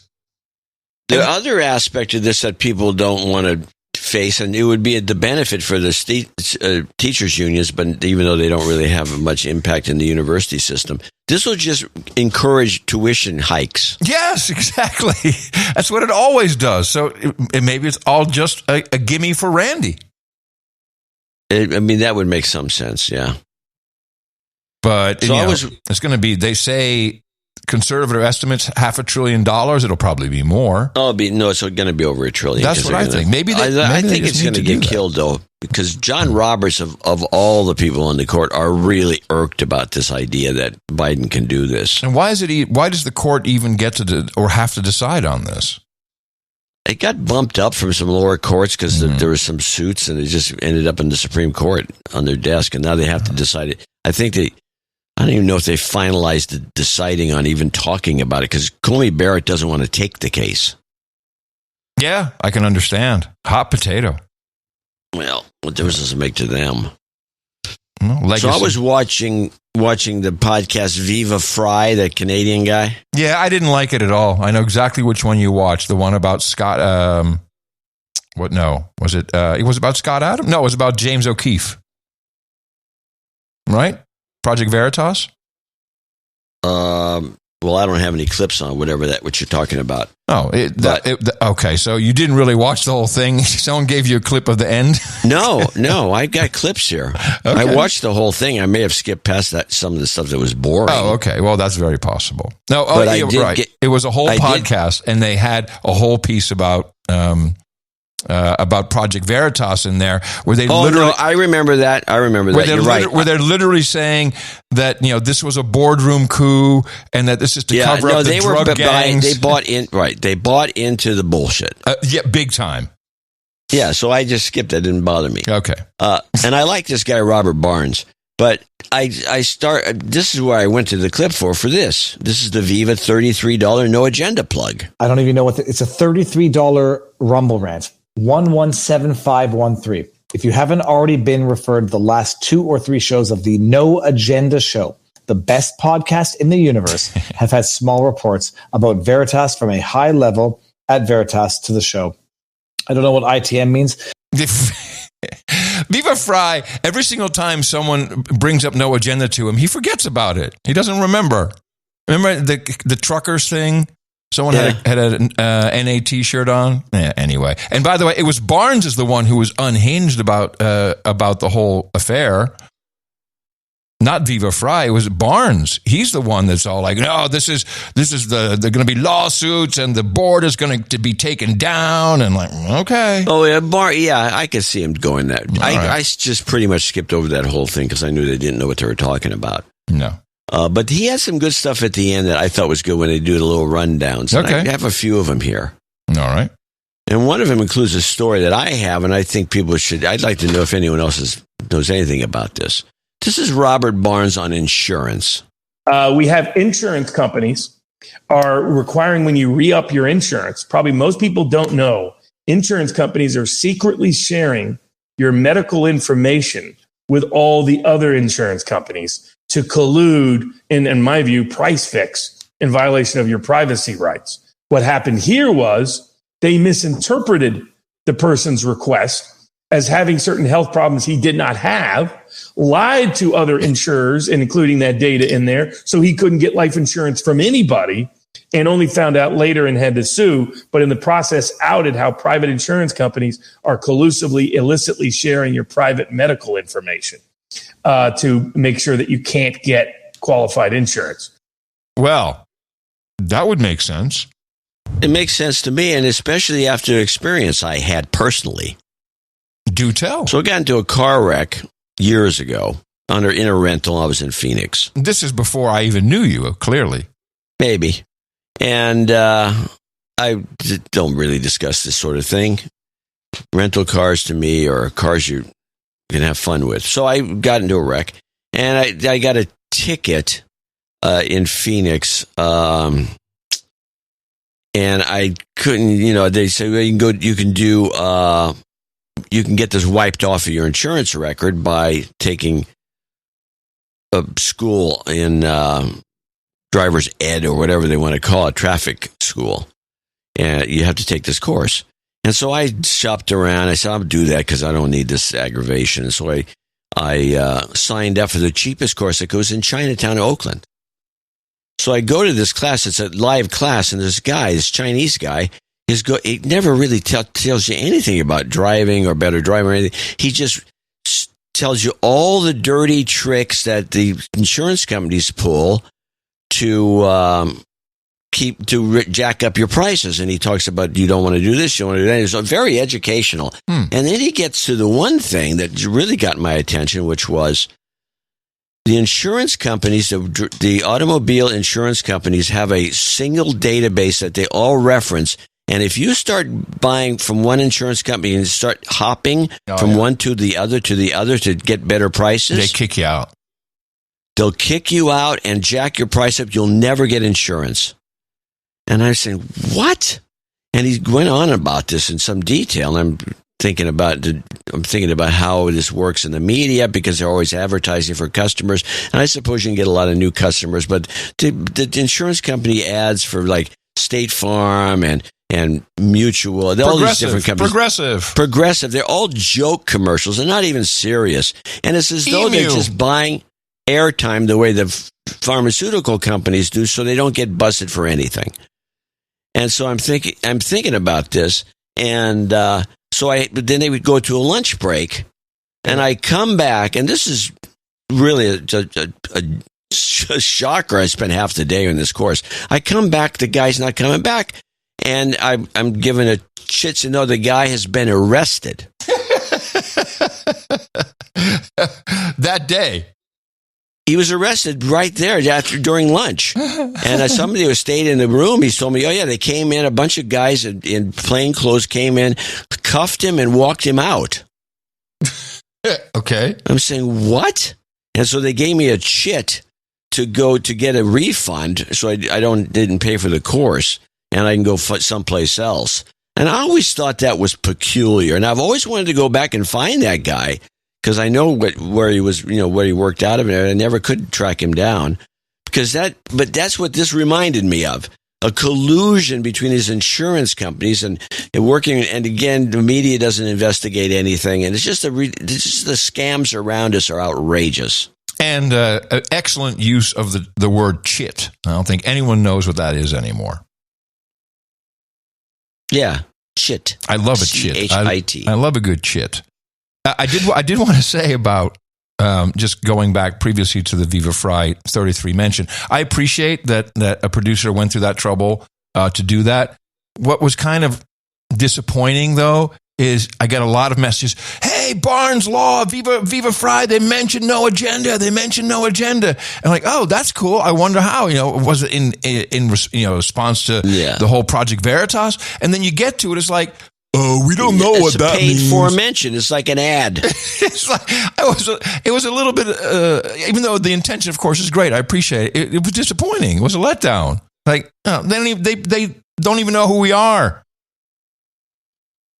They don't. This is true. I was like, oh, okay. I thought, they said, hey, No Agenda had the executive director on, and here's what he said. No. Instead, it's like, I don't know what ITM means. Okay. Yeah. Not that I don't appreciate what's the ITM? Ad. Yeah, not that I don't appreciate the ad that someone put in there, but it was just, Do it again. When people say that you were mentioned. So often it's like one of these, like, I wasn't really mentioned. No. Just, someone else mentioned it. I say no. Yeah, no, exactly. All right. What else from this fabulous podcast who don't even know us are you going to talk about? What do we have? There's a couple other things, but I can push one of them I'll skip, and I want to. This is kind of interesting. The White Castle clip I found amusing. A big biometric case out of Illinois. Illinois has its own biometric privacy laws that says if they take your biometric data, your bioidentification data, facial identification, fingerprints, etc., that they can only do it with your consent, and they can only share it with your consent. Well, White Castle was taking employees' fingerprints without their consent, requiring it in order to get their paychecks, and then sharing it with third parties without their consent. This is White Castle, the burger place. Yeah. Oh my God. Harold and Kumar go to White Castle. I'll never watch. I'm boycott. I'm going to burn my DVD. It's not as good as Crystal. Crystal's from Chattanooga, great little Crystal burgers. Samuel L. Jackson made his first thing. Good midnight run. I'm not saying they're healthy. They're not Amos Miller or organicfarm.com healthy, but they're burgers. But Illinois Supreme Court established that each time they do it is its own violation.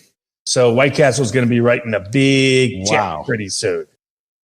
Okay. Why do you fingerprint your employees? I don't know. Why did we have to listen to Barnes and Frei talk about it was what I want to know. Well, it was a minute and 1 second out of your life that you'll never get back. I know, especially since they don't even know who we are. Why do we spend any more time on them? They don't love us.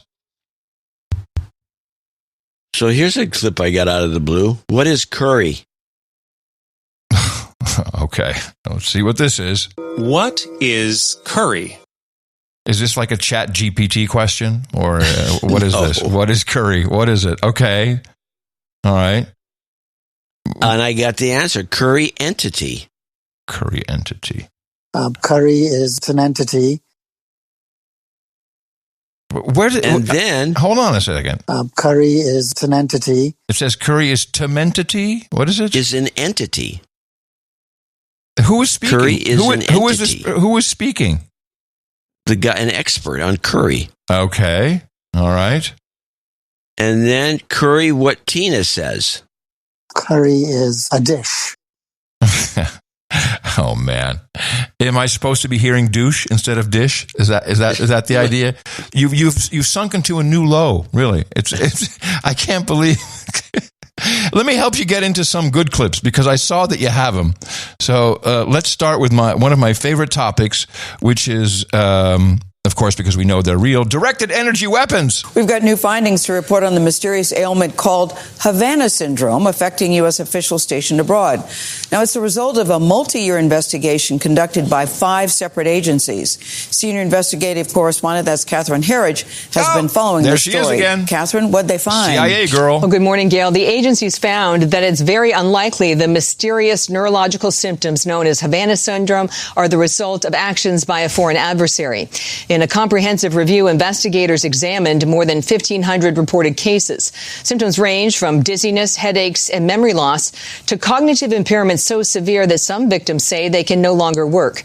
The new intelligence report concluded it's very unlikely a foreign adversary played a role, and there is no credible evidence that a foreign adversary has a weapon.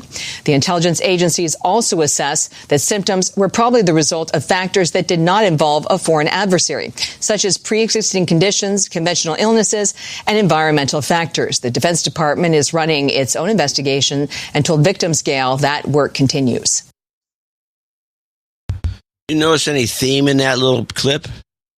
Go ahead. Foreign.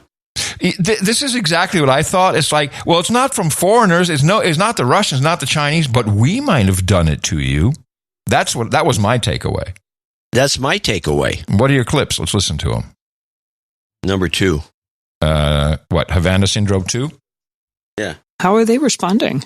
Well, they're very disappointed, as you may expect. Oh, wait. Where you played that, the Harris clip. You got that from CBS. Yeah, that was my own clip. These are the NPR clips. So let's go with Havana Syndrome 1. The U.S. intelligence community has concluded that a foreign country was not responsible for the so-called Havana syndrome cases involving U.S. officials working overseas. Now, this finding comes as a disappointment to U.S. diplomats and intelligence officials who believe they suffered attacks and are still dealing with serious ailments.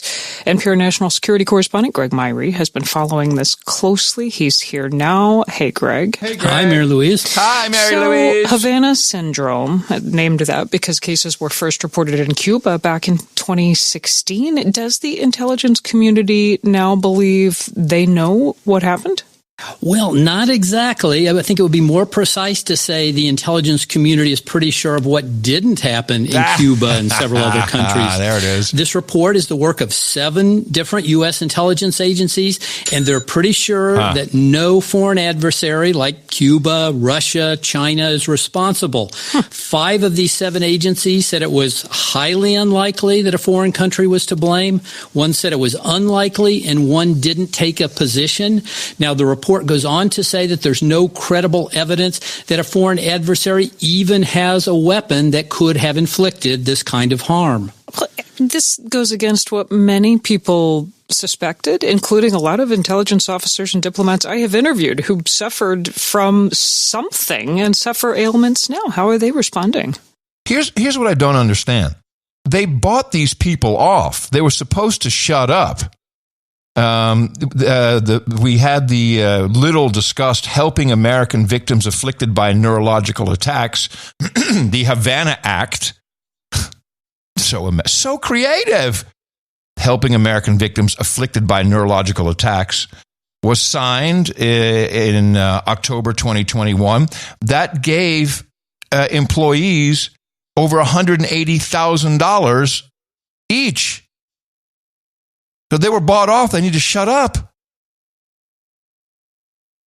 I don't understand why this is not solved yet. Maybe not everyone took the deal, or no, I don't think. I thought her quoting this guy was from when these reports first came out. I think they have shut up. Interesting. But what they're doing now is they're still trying to explain it or something, and they come up with this bull crap and this next clip, which makes it they dig a deeper hole.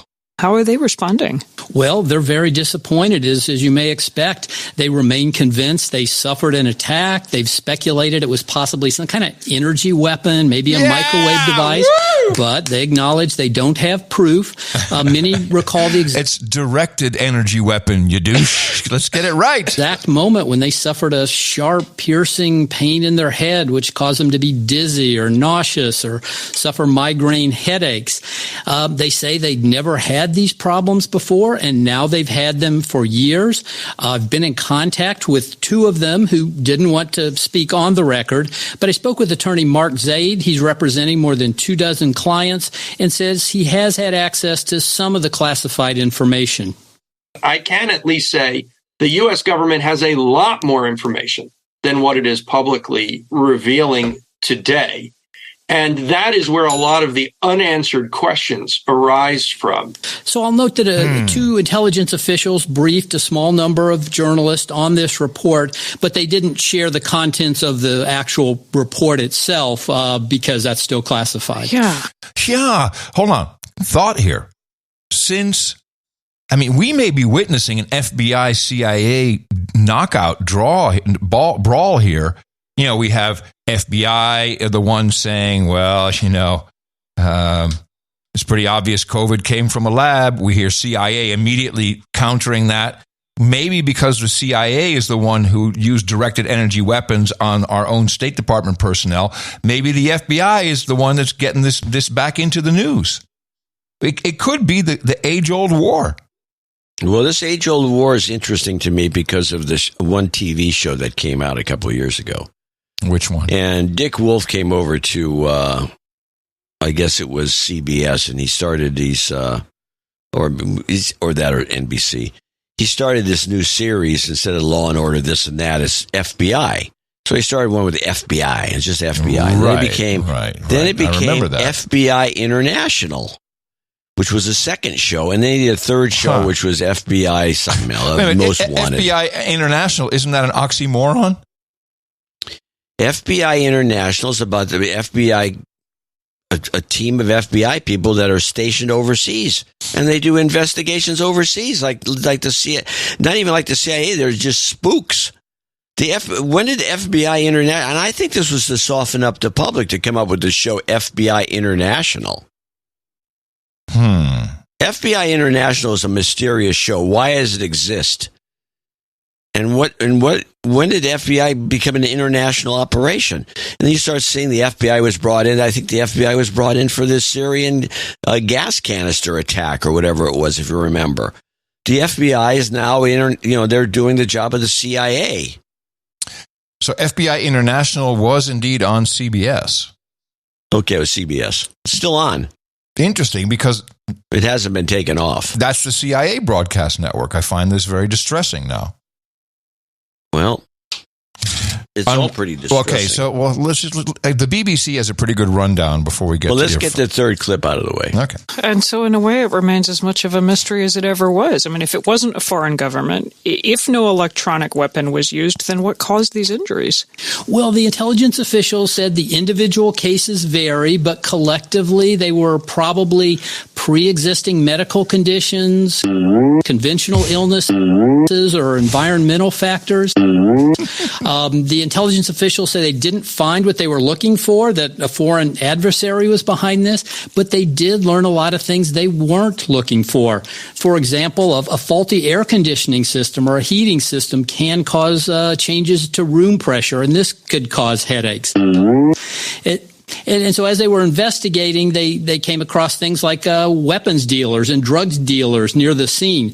But again, nothing that linked anybody to the ailments that these U.S. officials suffered. Still so many questions and not a lot of answers. NPR's Greg Myrie, thank you. Thank you, NPR, for delivering nothing. Okay, the BBC has a pretty good rundown. I guess they saw the documents about this.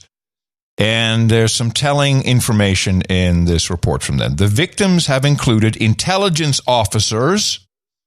We haven't heard that, have we?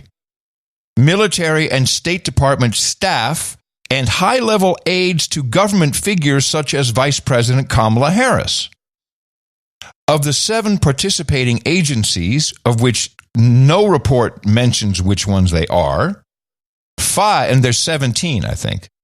5 agreed that, quote, available intelligence consistently points against the involvement of U.S. adversaries in causing reported incidents and that it is, quote, very unlikely.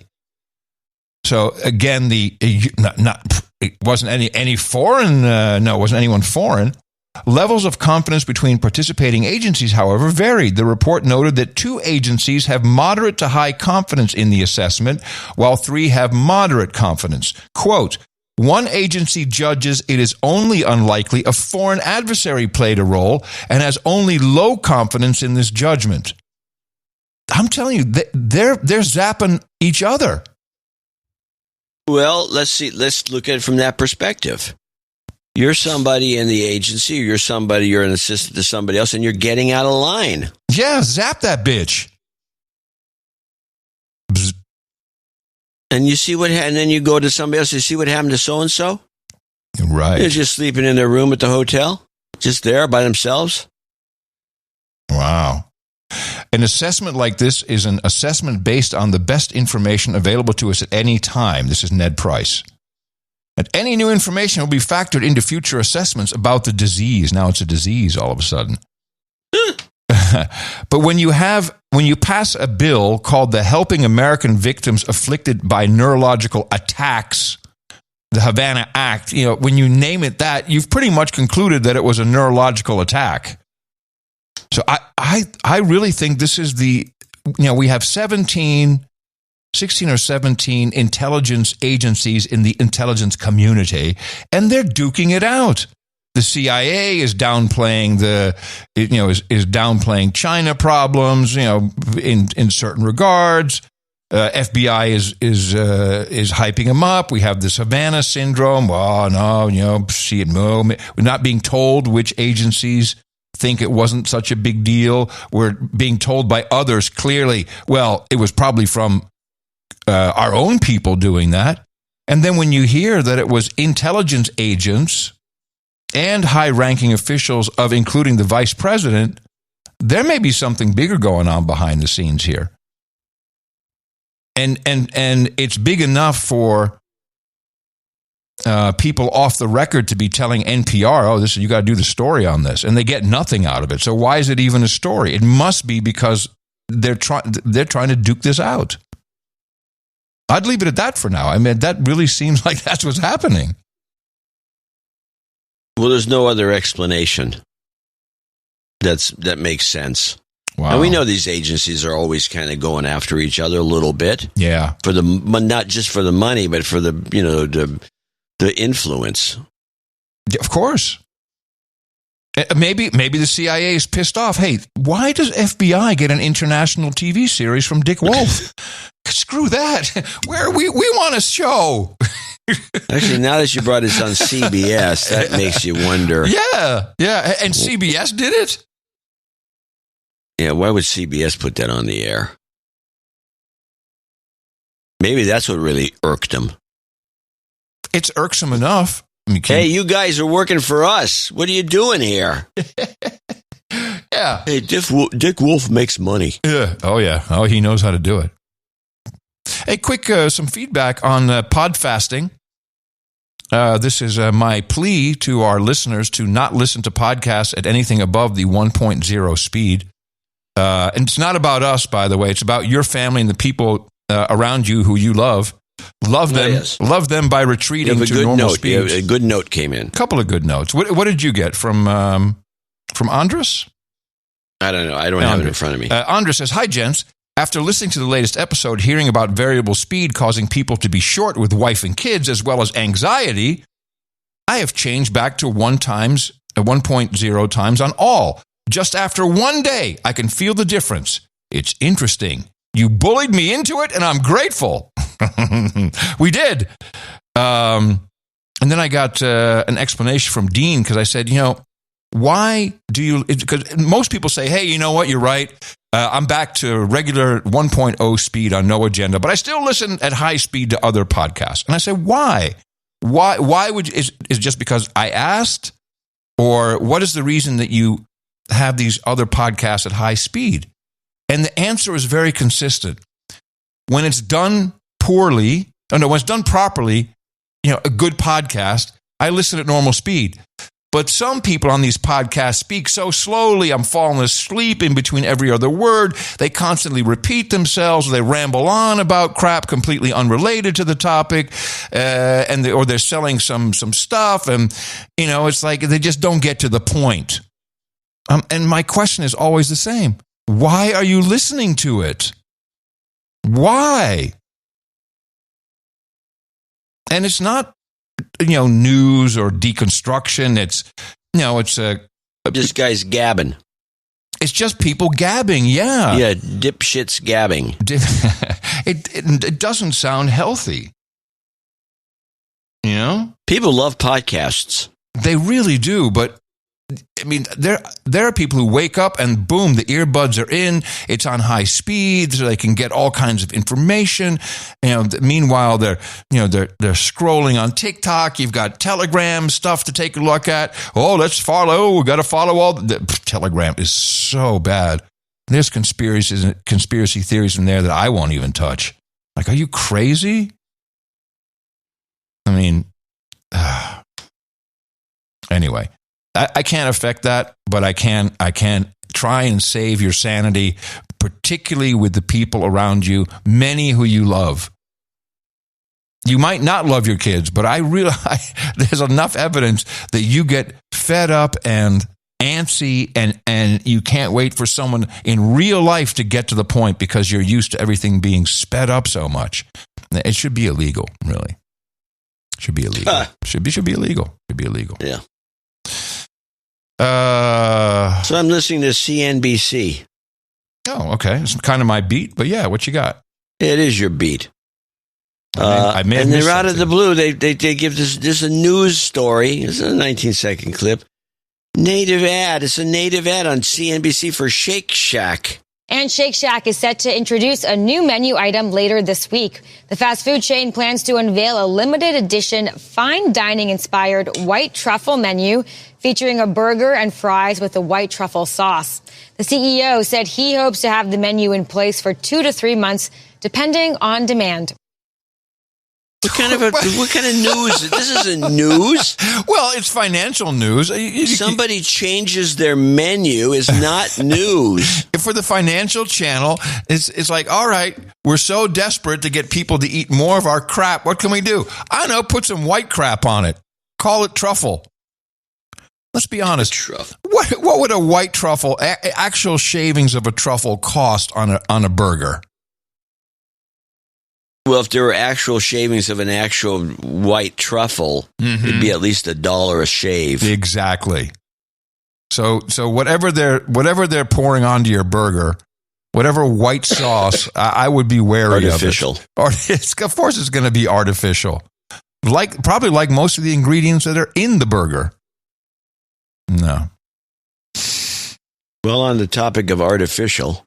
Yes. Is it time to talk about Scott Adams?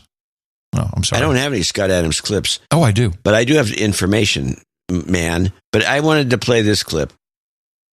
This is Kamala.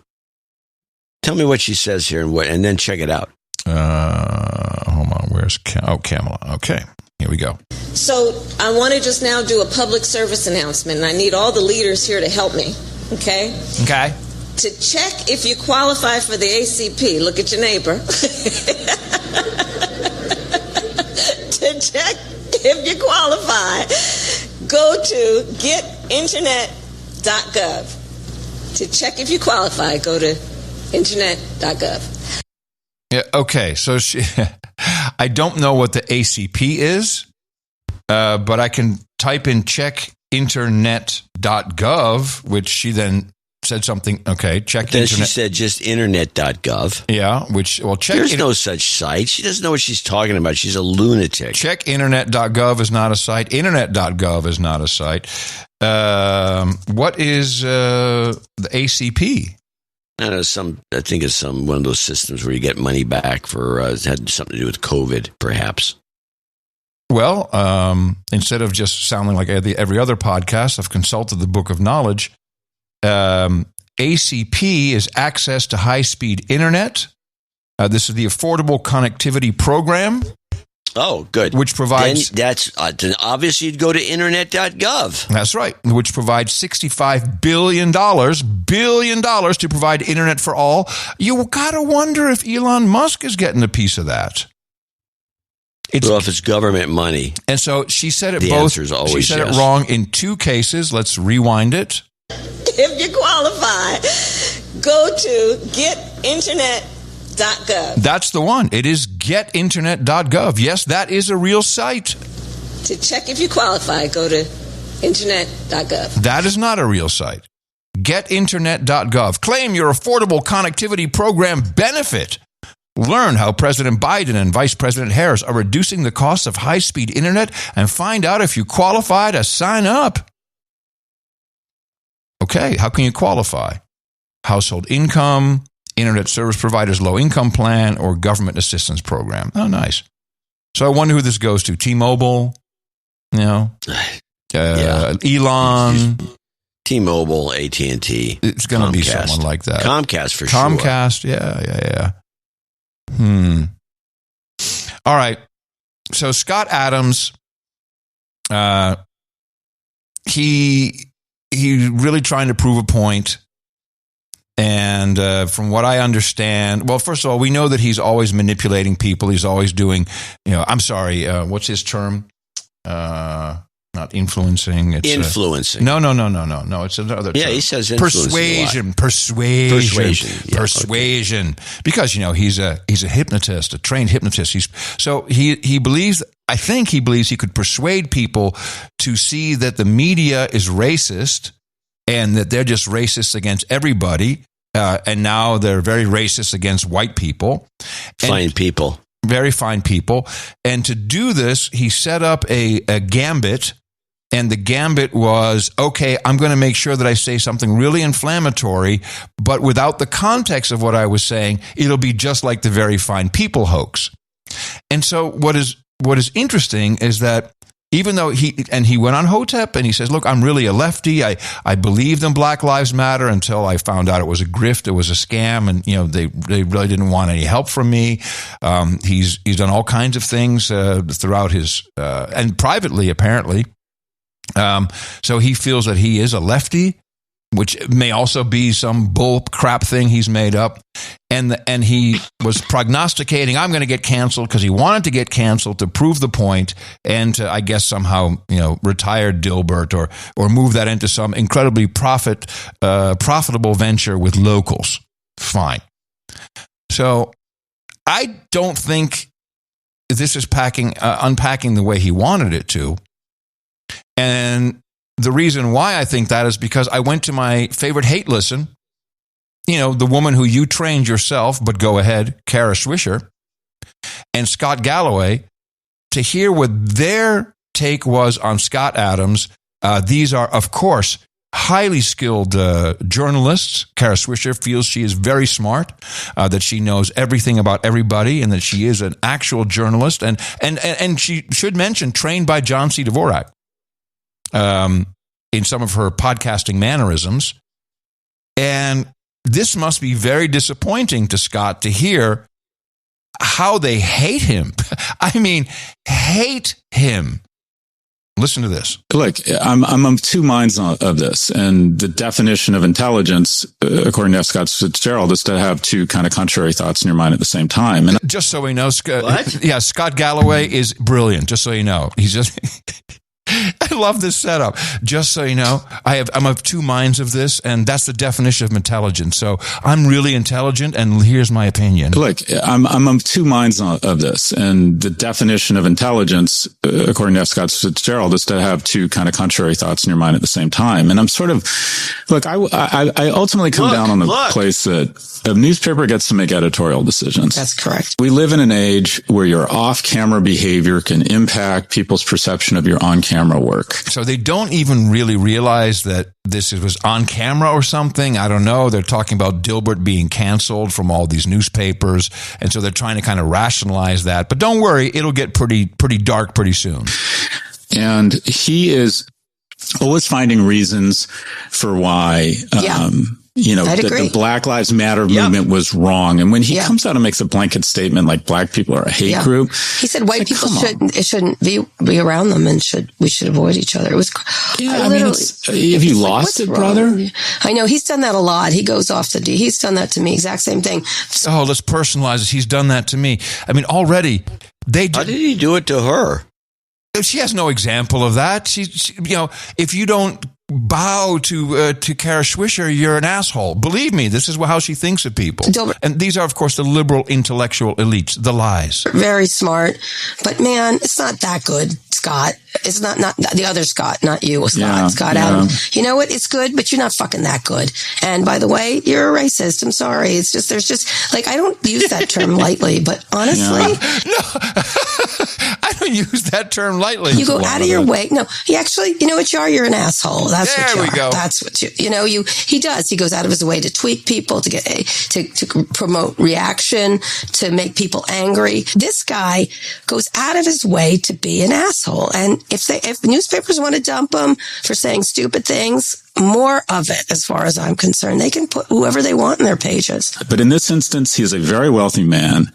He's going to be just fine. And he has been poking the bear here for a long, long time. He wants to, and he doesn't want to have solutions. He doesn't want to talk thoughtfully about it. Yes. He wants to make kind of incendiary comments to inflame the dialogue and make it less productive. He's a bomb thrower of no use to us. Yeah, supporting Kanye. He is, by the way, he's a huge Elon fan. I know. Well, I know. He's one of those Elon people, defended him. You saw. He's one of those people that will throw himself in front of anybody who says anything about Elon. I know. It's kind of sick. So look, your brain's been tickled, Scott Adams. I'll tell you, you had a good brain. Too bad. Too bad. The natural arc of his career, and he's a brilliant animator. He's made a shit ton of money. He's had a lot of influence. He's said consistently things that are not productive and even borderline hateful. Mm-hmm. And I don't like to use that word a lot because, and it's if you just take all of these frames of a film, I think you got to take the full 35 frames of a person's life. And this is the part I love. Yeah, you got to take the full 35 frames of a film. Memo, it's 24 frames. It's 35 millimeter film, but it's 24 frames, not 35 frames, you idiot. I don't like to use that word a lot because, and it's if you just take all of these frames of a film, I think you got to take the full 35 frames of a person's life. And if on the whole, they've tried to advance the rights of people and they're generally consistent and thoughtful and they fuck up, okay, you cut them some slack. And one of the things I don't like sometimes is people say, that's it, one strike, you're out. That's not the case here. I mean, that must be heartbreaking to Scott Adams to hear this, if he's truly a lefty. And there's hatred now. I can tell you a couple of things. One, he doesn't vote. He's kind of apolitical. And so, yeah, he would lean a little bit left, maybe. I'm just telling you what he said. He said this. He said it loud and clear on Hotep. I'm a lefty. That's what he said, his words. Yeah, well, it doesn't mean he means it. Oh, okay. Well, there you go. He said, I contacted him. He says not to worry about what's going on. He's playing a long game. Yeah, that's what I thought. You think he can pull it off? No. Me neither. Did you say, hey, you can't pull it off? No, I didn't say that. If he's playing the long game, I don't know. I don't know if he can pull it off or not, really. But it just seems like the situation is such that it's going to be tough.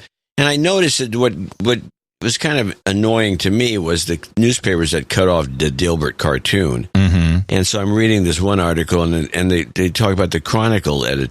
The guy over here in San Francisco, the editor of the Chronicle, which is a Hearst paper, which has been dropping him left and right. But the Hearst Corporation seems to be getting very woke. And they said, we canceled his strip. And by the way, he's a cartoonist, not an animator like Galloway said. Yeah. To mention that. He's not an animator. He says, we cut him off because he was going off the deep end with right-wing conspiracy stuff and all. And I think the example was his which are funny, his ESG cartoons. Scott did an ESG cartoon where they hire a black guy And the black guy identifies as white. So that screws their ESG up. And so they get in another meeting in another cartoon. He tries to convince the black guy, well, if at least can you identify as gay? To get our ESG score up. So that kind of thing would annoy some editors of some organizations, and I think the Chronicle would be one of them. Well, I wonder how long it will last until YouTube blows him off. Once he's off YouTube, it's going to be hard. This is what I think he's underestimating. Yes, he actually does believe I do believe that he thinks he can survive at that level on Rumble and Locals. Well, he can survive doing nothing for the rest of his life. I mean, I think he probably has hundreds of millions of dollars. But I just thought it was disgraceful that his agent quit him. What? An agent? Well, of These course. are people with no hearts or souls. No. And all of a sudden they... No. The agents don't want to lose the other clients. That's why they have to let him go. Because clients will be like, you represent Scott Adams, you're fired. No, agents are all about themselves. So that doesn't... Well, anyway, I wish him well on the long game. I'll give Kara Swisher this. He all he does is manipulate people. It's always a game to him. So, good luck. From Z100. Well, we'll get to watch it. And, it's no, we won't. That's the problem. We won't get to watch it. Unless we got Rumble. You only get Rumble. Rumble. All right. COVID, just a few things. Keep everybody in line with what's going on. There was some testimony in Congress this past week, and the head of the CDC, Walensky, she testified about the reason that COVID vaccines were put on the children's schedule. Now, according to the man who literally wrote the book, Robert Kennedy Jr., the reason for this is once you get it on the schedule, then your immunity is good forever. Your immunity from being sued. You don't have to have anything under emergency laws. You're in the program. You'll always get money. It's a long-term thing. It's what you want. And Walensky gives a very different explanation. So, I mean, how do you view the cost benefit of scheduling brand new bivalent booster shots for this age group? Considering the children are at very low risk from COVID-19, 75% of children have already caught the virus, and the vaccine is known to do pretty little to prevent transmission in this age group. I'm really grateful that you asked that question so I can correct the record here so that everybody understands. First of all, we've had 2,000 pediatric deaths from COVID-19. It's the number one respiratory and infectious killer that was just published last week in JAMA. So less deadly than to an 80-year-old, but still deadly for a pediatric infection. The important thing I think that's really that we need to recognize is the reason that ACIP recommended and CDC put forward getting the COVID-19 vaccine on the pediatric schedule was only because it was the only way it could be covered in our Vaccines for Children's program. It was the only way that our uninsured children would be able to have access to the vaccines. That was the reason to put it on the schedule. It can't be eligible for a Vaccines for Children's program to be available to the uninsured unless it is on that schedule. That was the reason to put it there. Thank you for allowing me to correct that. Wow. What a bunch of crap that is. Boy, she really rattled that off nicely. Thank you for letting me correct the record. Yeah. And he goes, thank you. Okay.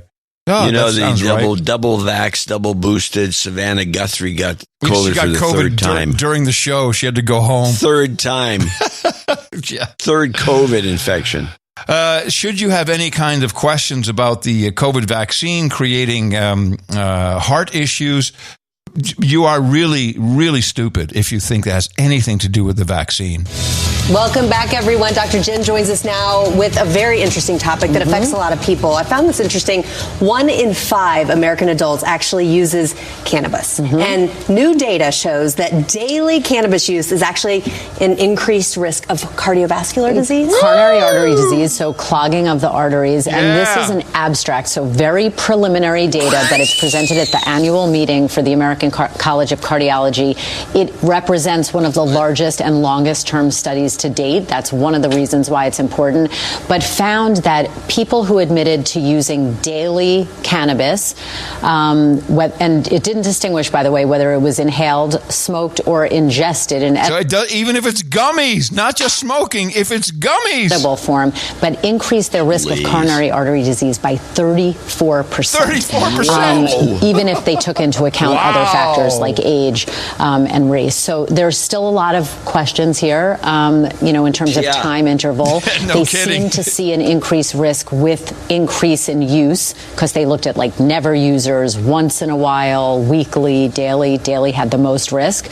But I think what's really important here is that, whether it's recreational or medicinal, this is here to stay. It's much more common. It's not an all or none thing. It's completely safe versus completely dangerous. We just need more data. And this study goes a long way for that. Oh, we just need more data. Oh, sure. That's all we need. Just more data. And we'll figure it out. Even if it's an edible. Now, there may be some truth to the matter. That if you get really high off some edibles and you start eating Krispy Kreme donuts and yodels, okay. Then, now you're talking. But that's not in the study as far as I know. But here's a better one. CBS has the answer. In tonight's Health Watch, researchers from the Cleveland Clinic are sounding the alarm about a popular zero-calorie sugar substitute called erythritol. In a study of more than 4,000 people, including many who had cardiovascular issues, researchers found those who had the highest levels of this artificial sweetener in their blood had a heightened risk of heart attack, stroke, and death. Researchers caution, though, that more study on this sweetener is still needed. So this is erythritol. That, by the way, I hear this. This is a big topic all of a sudden. Even Darren O'Neill was talking about it. Is this a hit job on some new sweetener from the sugar industry or NutraSweet or one of these guys? What is erythritol? It sounds like something you'd know about. It's a type of sugar that's not digestible. Mm-hmm. And it's already been a major product for it. Splenda, I think, is a erythritol. Splenda? Okay. Oh, there you go. I don't know whether they'd be doing a hit job on it, to be honest about it, because there's nothing new coming down the pike. No, then it's just to explain the obvious. We got to have reasons for the cardiovascular issues. Maybe. It's your gummies, whatever it is. In general, there's a lot going on in the pharmaceutical industry, and the same Dr. Jen Ashton, who I just consider to be an extended mouthpiece and a promo person. This is from a couple weeks ago. I just dug it up. This is about microdosing and not anything produced by Big Pharma. Dr. Jen joins us now with the topic I'm actually a little surprised we're talking about, even though it's such a huge trend right now. Yeah, because, normally we don't talk about anything that's not Pfizer related. We're talking about microdosing mushrooms. Moms across the country are using them to treat anxiety and depression. I want your medical opinion on this. And in some cases, some postpartum mood disorders. It was an article that got my attention recently published in the Washington Post about this trend, this fad. But we're talking about the use of psychedelics recreationally, but also therapeutically. We've talked here about it it's really exploding in the field of psychiatry, in controlled research settings, really as a way to treat or manage PTSD, extreme anxiety, or major depression. But now your point is that a lot of new moms are reaching for things like mushrooms or psilocybin in micro doses. Mm-hmm. But again, what that microdose is a big question mark, as a way to kind of manage mood disorders. So I think it's a very interesting phenomenon. There's a lot of interesting science behind it, but it is sweeping the country in terms of its recreational use, and it's very, very unregulated right now. And let's be clear, mushrooms are only legal in Oregon and Colorado. They are still illegal across the country. Yeah, they're still illegal, and a lot of people in different age groups are really using these substances much more than they're using things like alcohol and cannabis. So we will definitely stay on top of it. But, obviously new moms and postpartum mood disorders is a very serious issue. But we need good data to go through management and treatment options. And whether it's how safe it is and what the dose should be. Risk versus benefit, that it always comes down to that.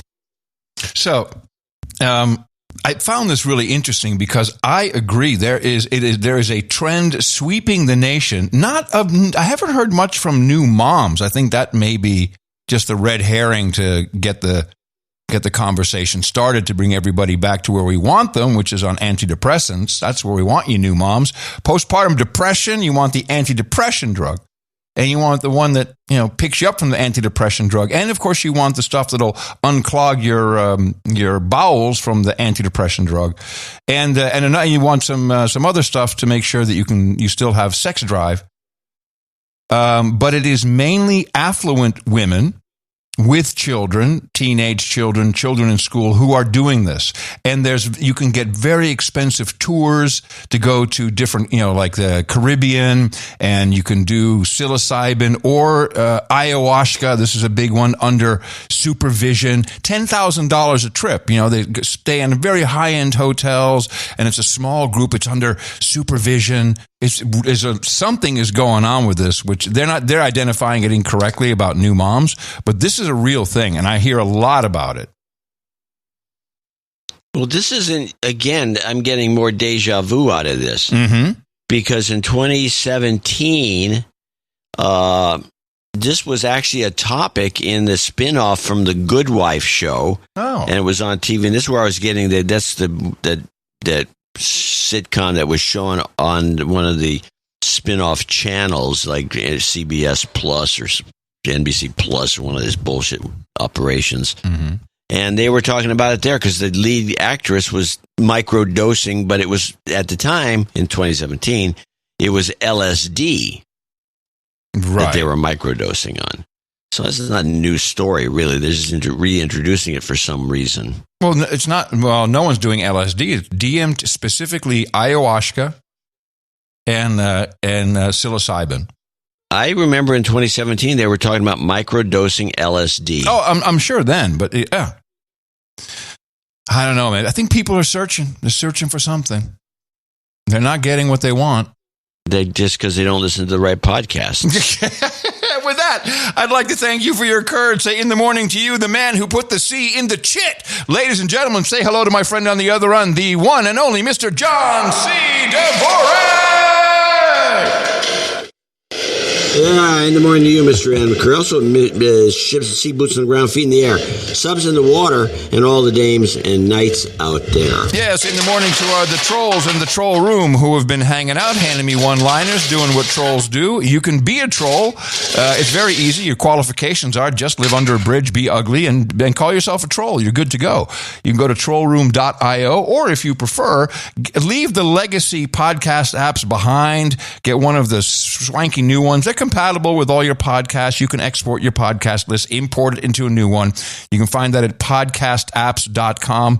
The No Agenda Show currently recommends Podcast Addict and Podverse because when we go live, you'll be reminded with the bat signal. This is where you get all your podcasts. And now you can go straight into our live troll room with the stream, everything right there in front of your nose. And some of the trolls are doing that right now. Let's see how many we have. Count these trolls. Hello, trolls. Let me see. We have today currently 1,812. Seems kind of on par for a Thursday. Am I right? Yeah. Low? I'd like to see 19. All right. Well, I don't know what happened to you, trolls. You should bring in some more trolls. We'd like to see 19. That's the word, the official word. Of course, many of these trolls you can also find or reach or follow on noagendasocial.com, which I also will say is getting a little rowdy. People are a little unhinged. Have you seen any of this behavior on noagendasocial.com? Not to any new extreme. No, I see. I've always, I blocked so many people. These are probably people you should have blocked. Yeah, and I think that, because people are leaving, like, well, someone said something offensive. Why don't you just block them? That's good. And by the way, stop DMing me. I do not respond to DMs on noagendasocial.com. Oh, I have said this myself. I just don't notice them because they don't have a flag. There's no flag. I don't know a DM came in. Very hard to see that it's a little, yeah. Then I click on it by accident. Mm-hmm. Or on accident, as the millennials would say. Mm-hmm. So I click on it on accident, and boom, there's a bunch of DMs that are all backed up. Yeah, do not DM us. If you got something to say it in public.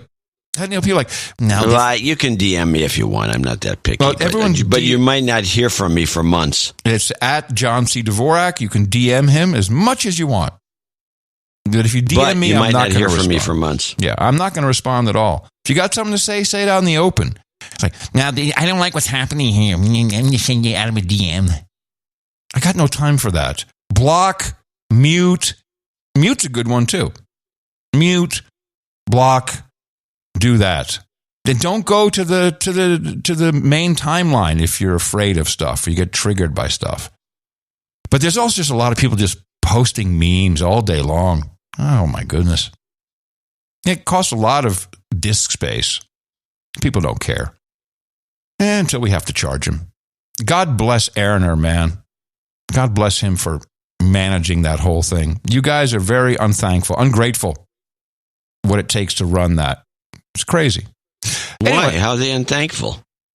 Well, they just use up resources, not taking into any consideration what it takes when you make certain actions. Particularly in the way Mastodon works, it just takes up tons of space. And people want to have this, now after 2 weeks, your shit's deleted. We have to. I mean, there's terabytes and terabytes and terabytes, and the bandwidth is off the hook. It's a very inefficient system. And we only have 10,000 people. Maybe we should chop it in half, do 5,000. How about that? Make you in charge of picking the 5,000. I got nothing to do with it. Follow us, Adam at noagendasocial.com, John C. Dvorak at noagendasocial.com. Seriously, it is a great place to hang out, but sometimes people get a little pissed off at each other. You can just tell. The people who are listening at higher speeds to the podcast are unruly. There's something going on with them. Let's thank the artist for episode 1533, titled Rage Bait. I think it was perfect. Oh, and yes, I remember this. I remember exactly why we chose this one. It's a great piece of art, which was done by Correct a Record. A beautiful deepfake sign. A young multiculti girl holding up the sign. No 15-minute cities or 1.5 speed podcasts. I thought that was very appropriate. There was something else we looked at that we liked, though. There was a number of pieces that were decent. The one you wanted initially was the shift into G. No, that's the one you wanted. Capitalist agenda. You liked that one. I did like it. Yeah, I kind of liked it too. But it was so small.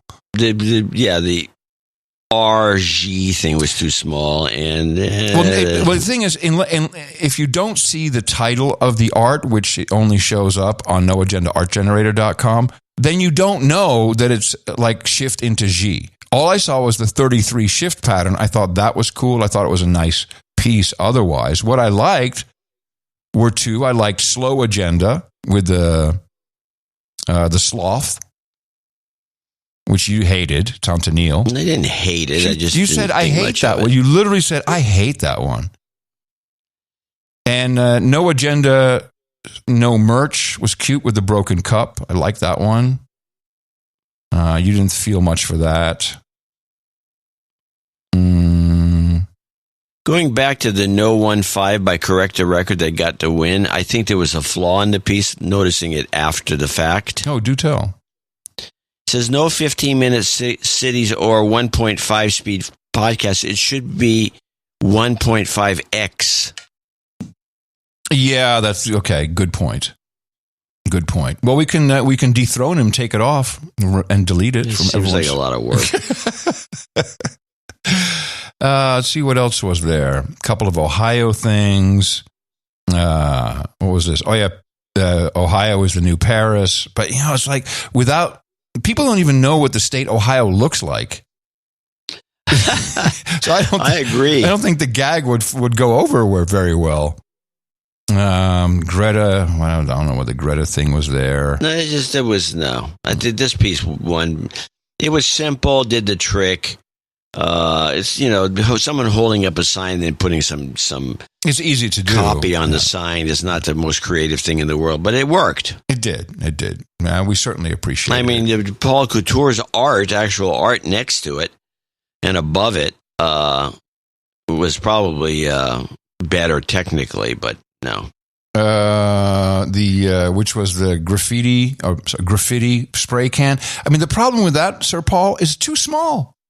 It's just too small. It would look great hung up as a poster, but you look at even if I look at it when blowed up big, when embiggened, it's hard to read. It's a beautiful piece, something deconstruction yellow. I mean, there's established 2007, which relates to it's a beautiful piece, but it's too small.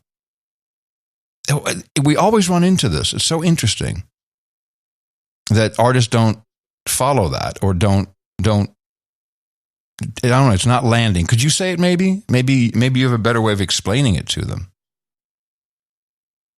It has to be more readable. Okay. Readable on a small. Just go look at podcast. Podcast app. I blow it up and I can't read what's on the can. Now go look at a podcast app and then see how small that image is usually portrayed. Especially on a phone. Very, very small. Yeah, on a phone it's going to be very small. It's not going to be your 526. It's going to be 250 or 520. It's going to be 256. That's the biggest you're going to see it, and that's what you're going to have to go off of. And that's how we look at it. NoAgendaArtGenerator.com. You can follow along live if you're listening to the show, or even after the fact. You can go there and just refresh and see what's going on. Or again, in one of those modern podcast apps, we have chapters with images that Drebs Scott does for us all the time. I love it a lot. It's all part of our value for value model, which we have. I'm sorry? Yeah. What?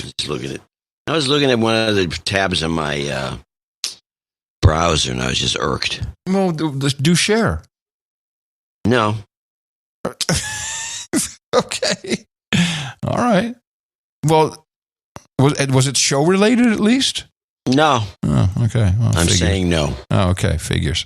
It's all part of our value for value model, which we pioneered. Have been using for another tab issue. No, this time I lost a note. There it is. This microphone just picks up too many of my grumblings. Okay. And now it's the microphone. All right. No, it is. You shouldn't be looking at open tabs when you're doing the show. Flower Mound from Texas gives us $1,000 right off the bat as our first executive producer for episode 1534 and says, hey, John and Adam, this is a little something to help keep the show going. I'd say it's more than a little something. Who was this person from Flower Mound, Texas? Sir Otaku. Yeah. I'm sorry. My spreadsheet slid over. Here we go. Sir Otaku. It has kept me sane for at least the last 10 years. By the way, I lost track of how much I've donated, so I'll always just have to be the Duke of Northeast Texas and the Red River Valley. I'm sure we can run a report. We should do that. Hello, back office. Well, the problem is now, we could, to a point, maybe. The problem is that PayPal stops keeping the tabs after 3 years. Well, don't we have? We don't keep that in some system. No, we don't do that. I mean, actually, Eric does have a database that might be able to pull it out of there. I would hope so. It's possible. I would hope so. I'll have him look up Sir Otaku. Yeah, that would be nice. Otherwise, you can still be the Duke of Northeast Texas. Archduke is nice. You could be Archduke. That's what I'm talking about. He says, we need to get the No Agenda QSO party back on the air, QSO. And this is a ham radio reference. I think VAR AC is where I'm going next. The new hot digital mode everyone's talking about, VAR, VAR AC. I'm going to get my rig up and running because that is almost like a social network on ham radio. It looks really cool. Does AC stand for Adam Curry? No, it does not. Not at all. No. VAR AC. I know it's asynchronous something. Asynchronous chat, I think. Anyway, he says, I'm just not good at promoting all the hams that we have in our community. It's okay. We can work on that. We'll post. Let's get a thread going on No Agenda Social. He further would like a JCD mac and cheese and a little girl, yeah. You slaves can get used to mac and cheese. Cheap macaroni and cheap cheddar melted together. Mac and cheese. Mac and cheese. Mac and cheese. Hey, everybody. Yay! There we go. Thank you very much, Sir Otaku. James Niemeyer, N-I-E Meyer. Niemeyer, I'd think. No, Niemeyer. I would still think Niemeyer. But I could be wrong. In Tulsa, 666.69. It's a good donation. ITM John and Adam. I've been listening since episode 200. Wow. Encloses my current donation, 666.69, plus my prior donation puts me into lofty realms of knighthood. That's a long time listening. Please dub me Sir Enian, Knight of the Brine Bovines? Sir Enian. Okay. Sir Enian. All right. NJ Sober Karma. Eggs Benedict and OJ, please. That would be the round table, and a sober karma is just plain, I guess. You've got karma. You got it. Jason Kaiser, Green Bay, Wisconsin, 651.75. And he says, greeting, gents, with my birthday being a palindrome, 3223. Nice. And also being a show day, well, I took it as a sign to finish off my knighthood. Nice one. I'd like to thank my brother Tim for hitting me in the mouth back in 2019 on a road trip from Florida to Wisconsin after our father got sick. Sadly, we lost our dad 4 days later, but that trip is still one of my fondest memories with him. Thanks. Even though you're a douchebag, I still love you, big brother. Douchebag. I would especially like to thank my smoking hot keeper, Lish. Without your support, this nighting would feel empty. You lift me higher than I could ever have imagined. I love you even more, Lish. For my night name, I'd like Sir J.K. and Green Bay, Knight of the Entertainment Kerfuffle. At the round table, some Jack Daniels Single Barrel and Texas Barbecue. Oh, that's easy. We got that right here. Thank you for all you do to keep me sane in an insane world. Yes, we regulate your amygdala. And remember, fellow producers, if you always do what you're told, you will always be told what to do. Jingles, I'd like a Rebelizer and R2-D2 karma. Thank you sincerely, Jason, soon to be Sir JK and Green Bay, Knight of the Entertainning Kerfuffle. India, Tango, Mike, stand by, 33, Rebelizer out. You've got karma. Dame Cece of Greensboro, Georgia, 36511. Switcheroo. This donation brings my husband and excellent strong man, Lee Rhodes, to knighthood. Nice. I'd like to give him the name Sir Lee, Knight of the Georgia Big Wood. So 1534 is on his birthday, March 2nd. Yay. Please credit 6507 of this donation to our friend Island Dog. It is his birthday as well. I don't know if he's on the list, but we should obviously put him on the list. Island Dog. Hold on a second. Island Dog. We are headed to Amelia Island to celebrate these two lads. Many thanks for all your hard work. No jingles, no karma. Love and lit. Dame Cece. So it's Island Dog. And how old is he? No name. No age. Oh, just a birthday. Is today? Yeah, March 2nd. Okay, today. All right. It was not on the list. Good catch. And Sir Lee, Knight of the Big Georgia Wood. Yep, we got the switcheroo there. Beautiful. I'll do the next two. So this is one of my favorite donations. Donation notes. Walkman Duke of Ohio. Walkman Duke of Ohio, Louisville, Ohio, 333.33, and the message reads, "Hey." Hey, that's all I got. Hey, did you get anything else on that? Yeah, it looks like him. Okay, I love it. Then we have Lindsay. Is this Lindsay Wilson from Ontario, Oregon, 333, with a very long note, which there's no way we're going to read that. P.S. Sorry this note was so long. I'll read that part. March 1st is my birthday. Please add me to the birthday list. I turned 33, so I figured it was time to donate. 333, please de-douche me. We'll do that. You've been de-douched. Been listening to you two guys constantly since December 2021 when I got the COVID. Oh no.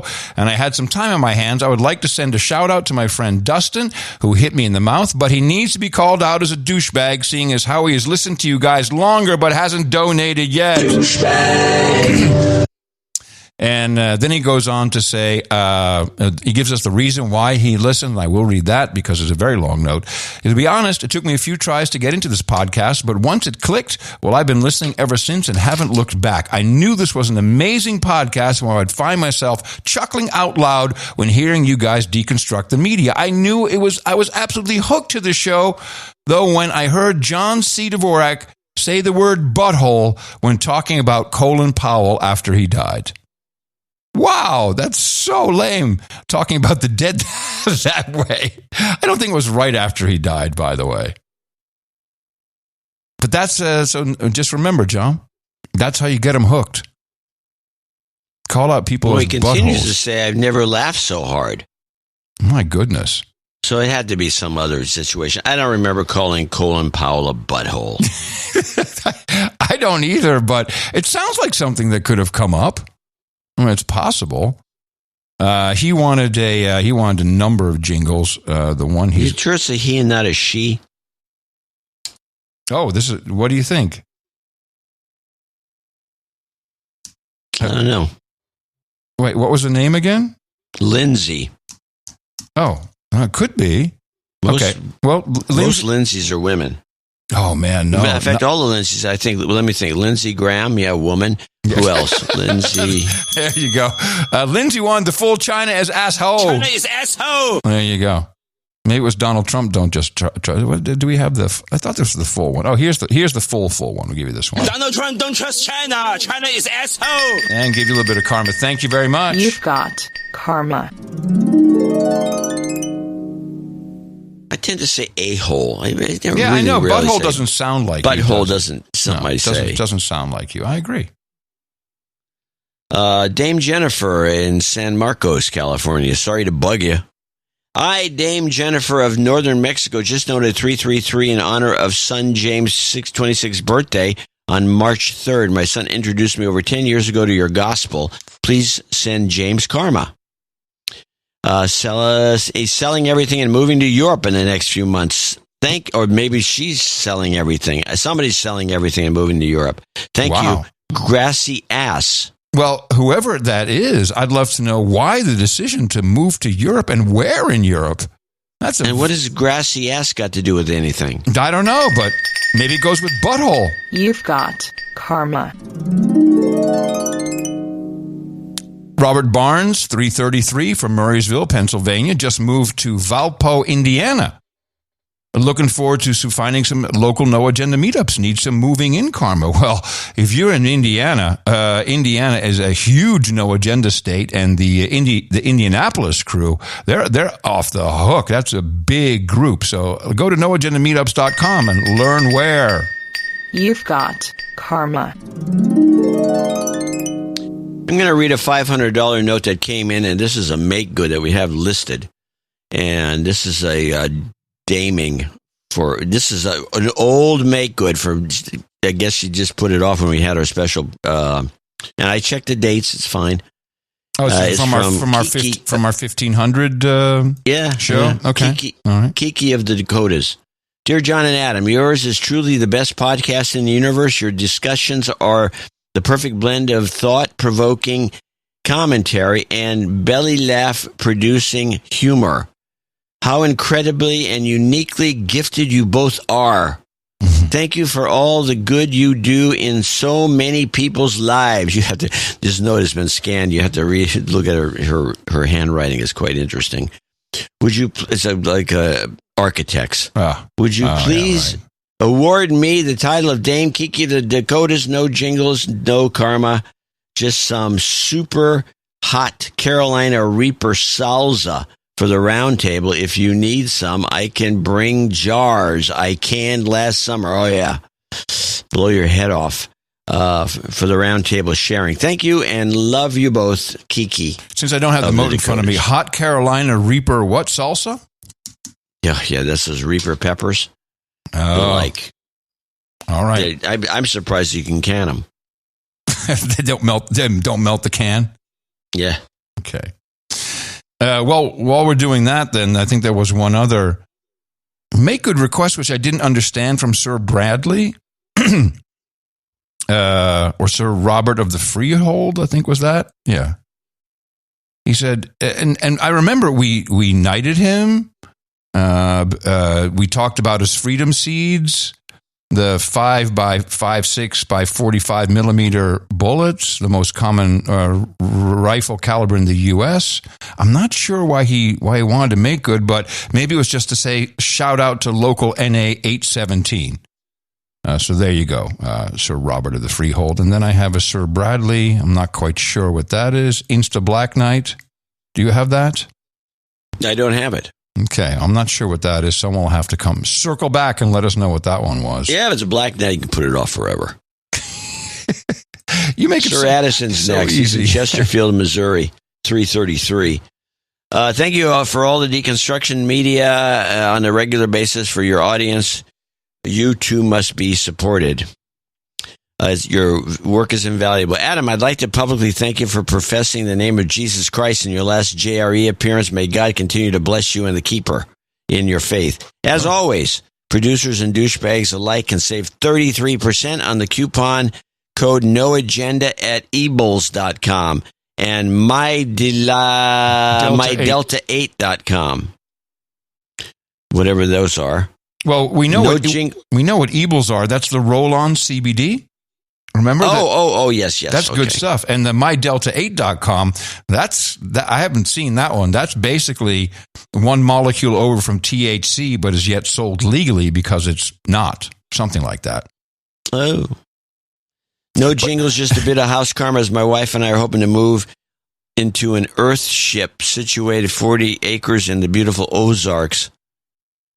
An earth ship in the Ozarks in the coming months. Good area. God willing. Signing off for now, Sir Addison, CEO of Shit Posts. He's at the General on noagendasocial.com. This is very interesting. The Earth ship. I'd like to know more about your Earth ship. Well, send pictures. That sounds cool. You've got karma. And of course, a disclaimer that mydelta8.com might cause heart attacks. Gareth Fathery from River Oaks, Texas, our first associate executive producer, 224.66, in honor of my late father. Keep up the good work. Thank you very much, sir. Gene, I'll pick the next one. Gene Naftuliev, Sir Gene, as we know, the Duke of Texas.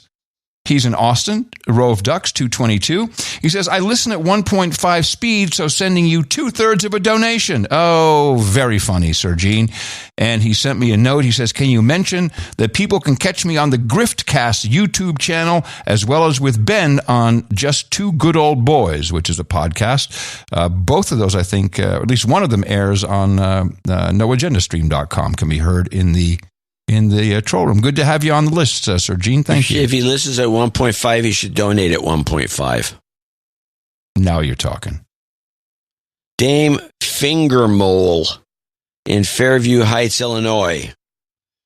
John and Adam, I'm not broke, but trying to limit spending. We are expecting a human resource in April, but we'll continue to thank you for the sanity. My knight and I donated during the 1500 episodes. So sorry for the delay. Bye. No problem. Glad you made it. Appreciate it. Danielle Parks, Lakeville, Minnesota, nuts. $200.38. Birthday donation from my sister Amanda. Thanks for hitting me in the mouth. And she wanted a regular mac and cheese jingle. We got it. Living the mac and cheese life. Mac and Cheese by Ayn Rand. Oops, slipped it in. Gail Goldsmith in Philly, Pennsylvania, $200. You guys are the best. Thank you. And I'll read this one too. Anonymous comes in from Hollis, New Hampshire, $200. We got Liam Pello, P-L-O-T, Portland, Oregon. I know the name. Monthly second Saturday slave soiree donation from the slaves at Oregon Local 33 in Portland. Yes, a lot of these meetups are now, gathering up donations and awarding them to someone who wins the raffle at the meetup, and then that gets credited as an associate exec or executive producer, and that's very nice. I like that. We gather monthly on the second Saturday at 6 o'clock at Dick's Primal Burger in Southeast Woodstock. Come one, come all for a respite from the woke revolution. And that wraps up our executive and associate executive producers for episode 1533. We thank you all very much. These are credits which are forever credits. They last forever. You can use them wherever credits are recognized. And believe me, that goes up to the highest levels of show business. Look at imdb.com if you want to see that some of the heavy hitters even used and are proud of these titles. And of course, you can always put on your LinkedIn, on your resume. And if anyone ever questions it, we'd be very happy to vouch for you. Before you move to the next donations, we take it through to the 50. I want to thank Cody and Nicole Dowd. They were very kind. Cody is retiring soon. He's a flight instructor at Corpus Christi at the Naval Air Base. He invited me to go down there and fly in the sim, which I did on Monday. In the Navy simulator, John, this was the most crazy thing I've ever done. In the big ball, the like 3-story high ball that you get in, and then it's this huge. Yeah, it goes up and down and back and forth. No, actually, it doesn't. It's like a 270-degree screen. The screen is moving. Now you got some feedback and stuff in the cockpit. That makes it feel realistic, but it was all the screen that's moving. It's like 12 projectors. It was really, really cool. Of course, me as a licensed pilot, I was not able to land on the aircraft carrier. Tried it 4 times and failed. So they wanted a de-douching. You've been de-douched. They gave us $100 in cash on the spot and a douchebag for Keith and Chad, who are both douchebags. Douchebag. Thanks, guys. It was really nice. It was a big treat for me. So I got to fly in the Ames simulator, the NASA Ames simulator. Ooh. They have a bunch of different programs. So I got to fly a 747 and a thing of some future plane that uses a joystick. Nice. Which I could take off and land. But they kept doing. They like to do stuff like this. So they put you in the 747. And they ice up the place, the whole runway. Everything's ice. Why not? Fly, boy, you can do it. And so you give it the gas, and the plane immediately skids and spins out of control into the terminal. So this was the T-45 jet that I was flying. Man, that's harder than it looks. It really is. The cool one was getting launched off the ship with a catapult. Oh, that would be cool. It was very realistic, oddly realistic. It was fun to do. Good people. Onward with our donations above 50, which starts with Javier Vasquez in San Diego, 12345. One of our favorite donations. Peter Regisnig. Brother. Regisnig. Maybe. In Thornton, Colorado, 10289. Baron Latican, our buddy in Houston, Texas, $100. Jaron Van Heringen in Laguna Niguel in California, 100. Teresa Diaz in Bend, Oregon, 100. Daniel Recob in San Diego, California, 100. Wes Stewart in Mesa, Arizona, 9006. Lopsided boob donation. Whoa. What the 9 is. Sir Kevin McLaughlin continues his trend from Locust, North Carolina, trying to set some record here. It's definitely going to Guinness Book of Records, 8008. Yeah. Sir Bias Grace in Jacksonville, Florida, 7564. And this stands for 7 hours, 56 minutes, and 40 seconds, which was his finishing time 2 years in a row in an assault on Mount Mitchell, which he just signed up for again. All right. We'll give you some travel karma at the end, sir. Timothy Harwood, Corvallis, Oregon, needs a de-douching. You've been de-douched. And that's for $75. Gregory Hunter in Springfield, Missouri, 7373. Christopher Eisenhart, New Braunfels, Texas, 7373, which is a promotion from last show. Alan Fletcher, Rio Vista, Arizona, 70. Shady Lane. It says Shady Lane in Clinton, Utah. 6969 birthday on the list. Henry Cuccozzoli in Livonia, Michigan on the list for birthday 6969. Craig Kohler in Evansville, Indiana, 5602.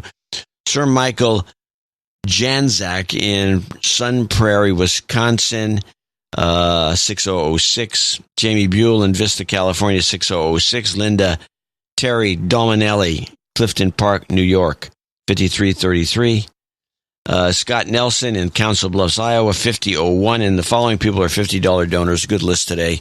And starting with Kiki of the Dakotas, who sent some money in to get us to read her Make Good note, which we did already. And she's in Mandan, North Dakota. Kim Winship in Rancho Santa Fe. Eric Garland in Ocala, Florida. Chris Goodman in Leander, Texas. Julie Minadeo in Costa Mesa. Jill Woods in Ocean Grove, New Jersey. Tony Lang in Castle Pines, Colorado. Amy Zipkin in Greensboro, Georgia. Claire Thornhill in Toronto, Ontario. Danielle First in Kaukauna, Wisconsin. And I'll get a note about how to pronounce that correctly, I'm sure. Dotted Mind in Lincoln, UK. Ray Howard in Kremling, Colorado. Justin Heiner in Vine Grove, Kentucky. Sonny Pang in Lee, UK. UK people. Herbert Hess in Spring, Texas. Naomi Yates in Bellevue, Colorado. She is the first donor. Let's give her a de-douching. You've been de-douched. Kyle Mann in Cincinnati. Greg Hartlob in Cincinnati. Richard Gardner, Sir Richard Gardner, New York City. Michael Elmore in Gastonia, North Carolina. Aaron Weisgerber in Bend, Oregon. Brent Chickey in Lake Worth, Florida. Kelsey Lavinio in Milwaukee. Pro Flooring, LLC in Viroqua, Wisconsin. Get your flooring. Pro Flooring. Ryan Sharp in Huntsville, Alabama. Brian Watson in Raleigh, North Carolina. And last but not least, our buddy Aichi Kitagawa, who I believe is a baron by now, in San Francisco, California. I want to thank all these people for contributing to this show and making it work. For those who wanted it, we have some goat karma ready to roll for you. You've got karma. Remember, you can support us at our website. It's not that hard to remember. Dvorak.org/NA. Value for value, people. No creepy commercials, no advertising, no creepy commercial money, anything like that. It's all you. It's always been you for more than 15 years. We're very proud of that. The No Agenda Show, the best podcasting universe. For you, by you, the people. Yes, the people. And of course, thanks to our executive and associate executive producers for bringing us 1534. Our formula is this. We go out, we hit people in the mouth.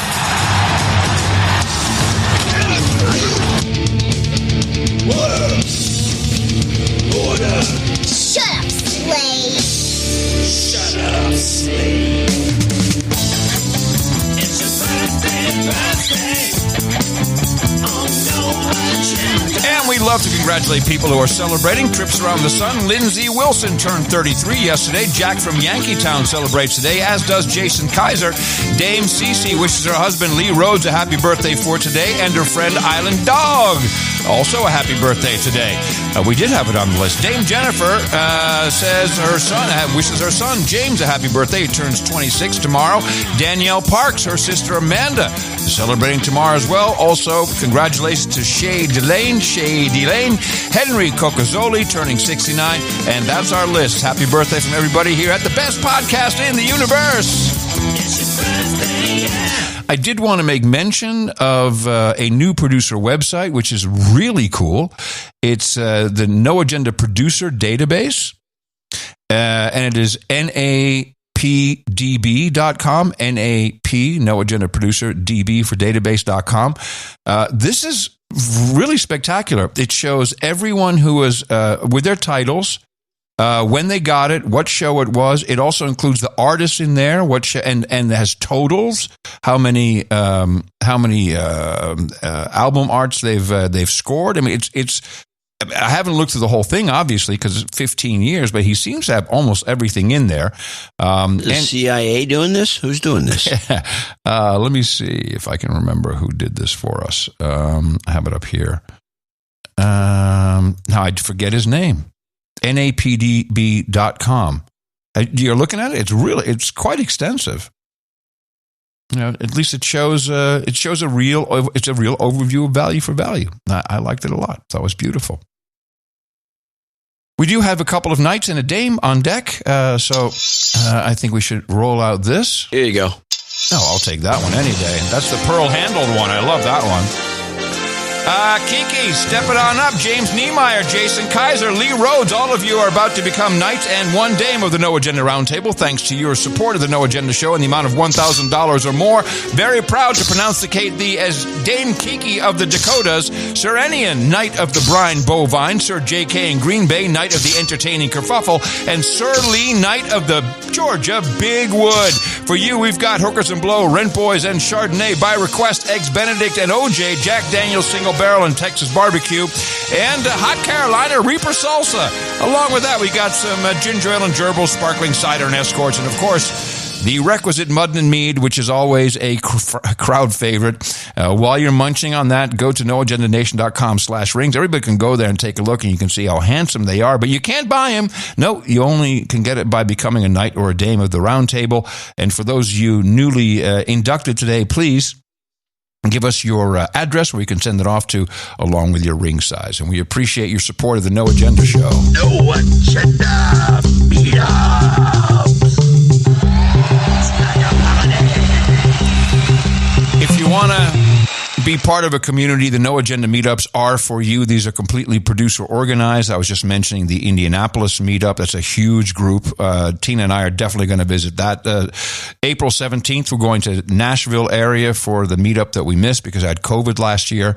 And if you're looking for something today, you can still get to the Marching into the Golden Gulag get-together at Lincoln's Roadhouse, 6:30 in Denver, Colorado. The Shawangunk Ridge Meetup is coming up in about an hour or so, an hour and a half at Bacchus Restaurant, Brewery and Billiards in New Paltz, New York. Saturday, the Tiny Amygdalae of Anchorage, Fur Rondi Intermission, 4 o'clock there at Bear Paw Bar and Grill in Anchorage. And also on Saturday, Operation Pizza Time at Papa's Pizza in Eugene, Oregon. Come chill in the Ville Chill Taste Off. That's Casa de Loco, Smithville, Texas. That is also on Saturday. That'll be at 2 o'clock. We have Making Our Own Milieu at the Cleveland Draft House, Garner, North Carolina at 4 o'clock. That's on Saturday. And also Saturday, the No Agenda Lowlands Wageningen Economic Food Hub Wef Festival. Those guys are crazy. 4 o'clock at the Stadsbrouwerij in Wageningen in Gelderland, the Netherlands. Guus Cadaver, just a lot of G's in that one, is hosting it. And if you look at the list, just go over to the calendar, noagendameetups.com. We got them all the way through April and beyond. No Agenda Meetups.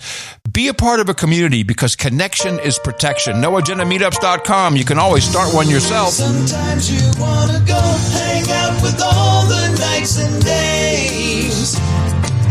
You want to be where you won't be triggered or held to lame. You want to be where everybody feels the same.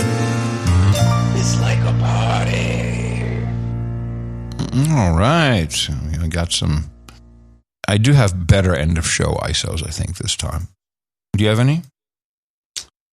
I have 4. Oh, well, let me play mine first then. And if you got, I only have 3.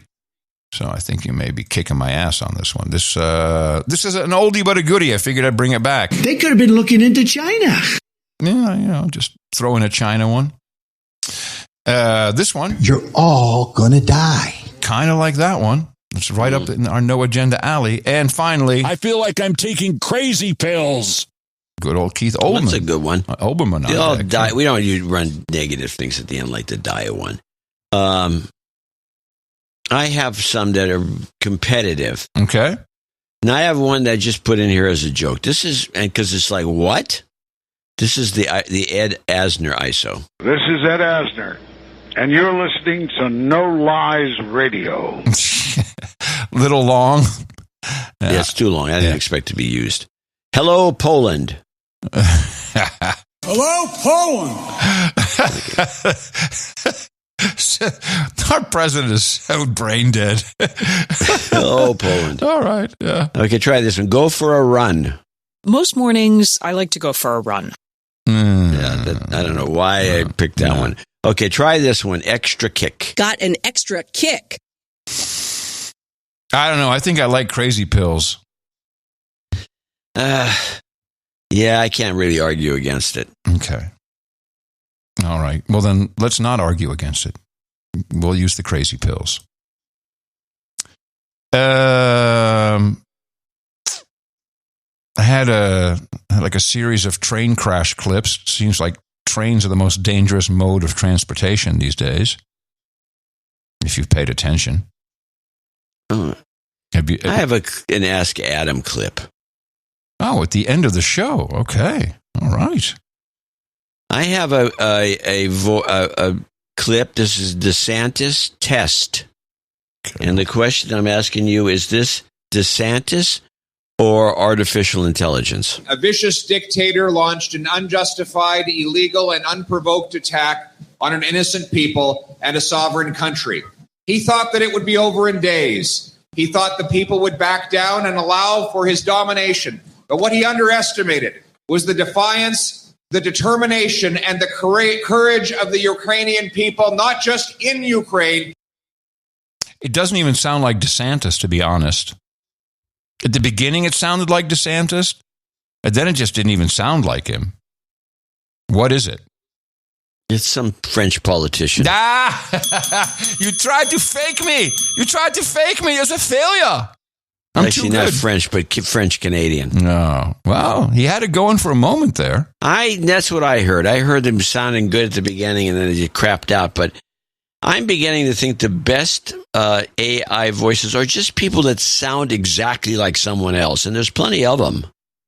I got a guy the other day who heard us talk about something on the show, and then he played it at high speed, and he said, "Well, no, now I don't know what a deep fake is. I don't know if it's at high speed." And people are getting so confused by this.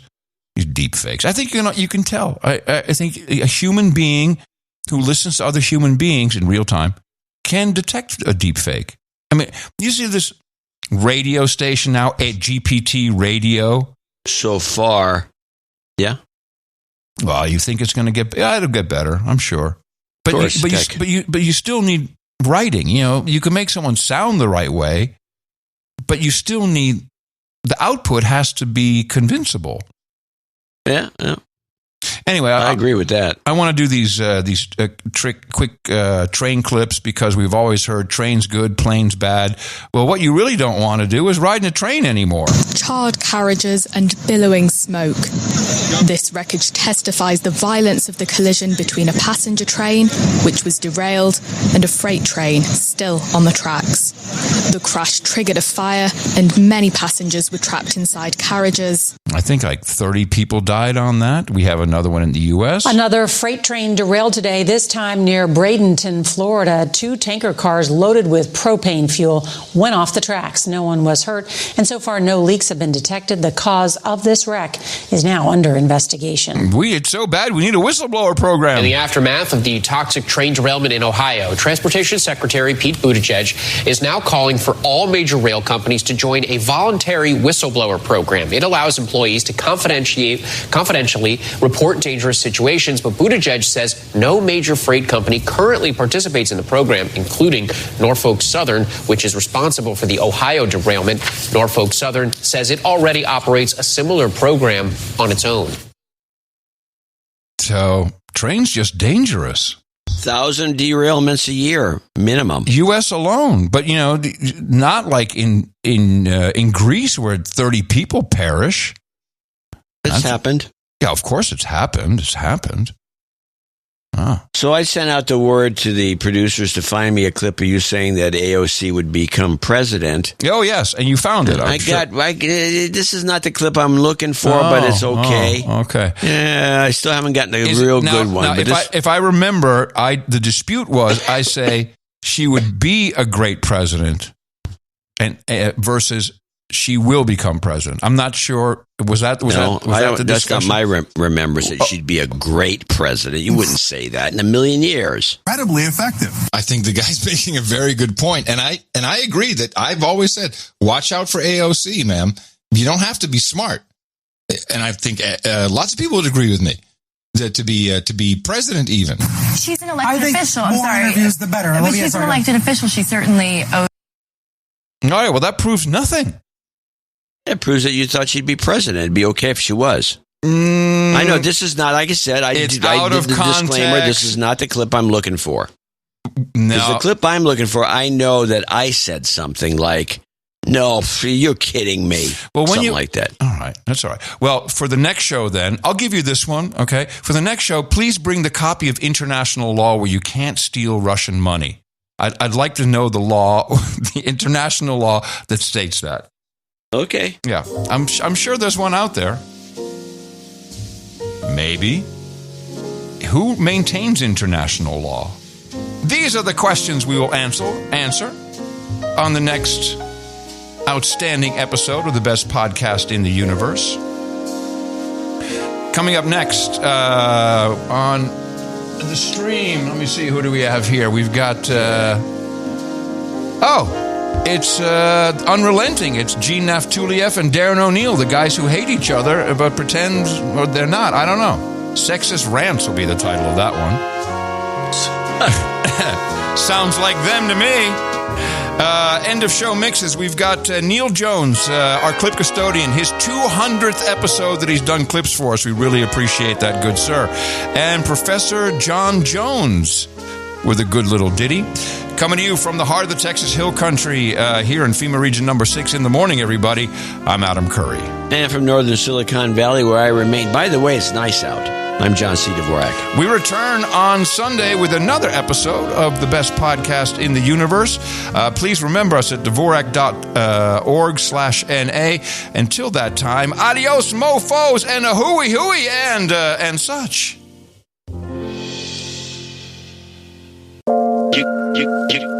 You're going to get used to a lot of stuff that's going to wreck you. And let me tell you, Long John, when you become a guy with a bank account, they got you. Yes, sir, they got you. The first thing that happens to a guy like that, he starts wanting to go into restaurants and sit down at a table and eat salads and cupcakes and tea. The next thing the dope wants is a room. Yes, sir, a room with steam heat and curtains and rugs. And before you know it, he's all softened up and he can't sleep unless he has a bed. They begin creeping up on you, trying to sell you something. They get long claws, and they get a stranglehold on you. First thing you know, you own things. Now your whole life is messed up with a lot more stuff. You get license fees, and gas, and oil, taxes, and insurance, and identification cards, and bills, and flat tires, and dents, and traffic tickets, and courtrooms, and lawyers, and fines, and a million and one other things. And what happened? You're not the free and happy guy you used to be. You gotta have money to pay for all those things. When you become a guy with a bank account, yes, sir, they got you. You could make it look like the cafeteria at Star Wars if you want. Oh, yeah. I'm sorry, Star Trek. Star Wars. Star Wars? That's Star Wars? Yeah. I thought it was Star Trek. It's Next Generation. If you're thinking of that bar that's in Star Wars, that's the one that you want to refer to. That's Star Trek. Yeah. It's Star Trek Deep Space Nine. trouble for that one.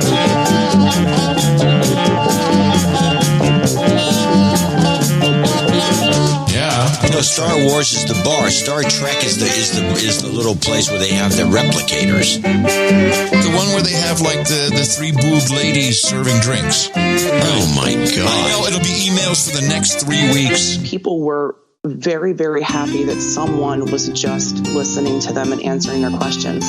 Norfolk Southern train carrying hazardous chemicals, blanketing the town with a toxic brew. And asthma symptoms in the morning.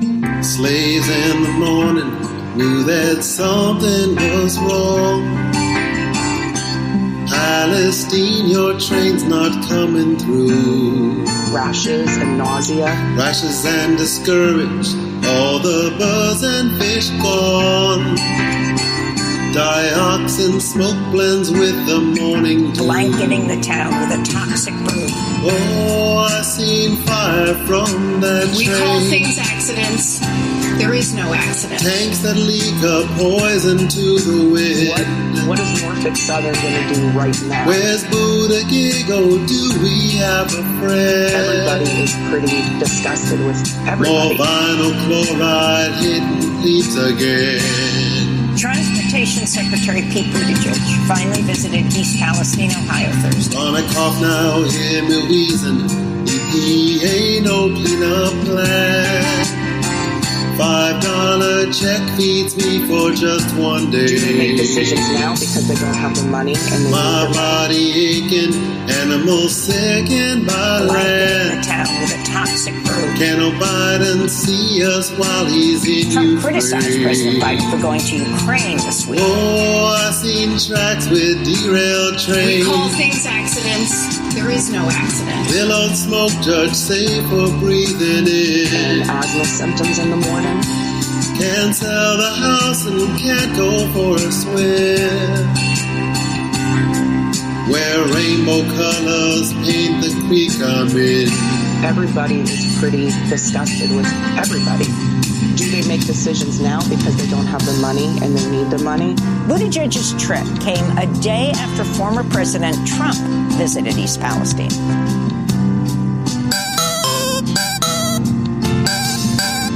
The best podcast in the universe.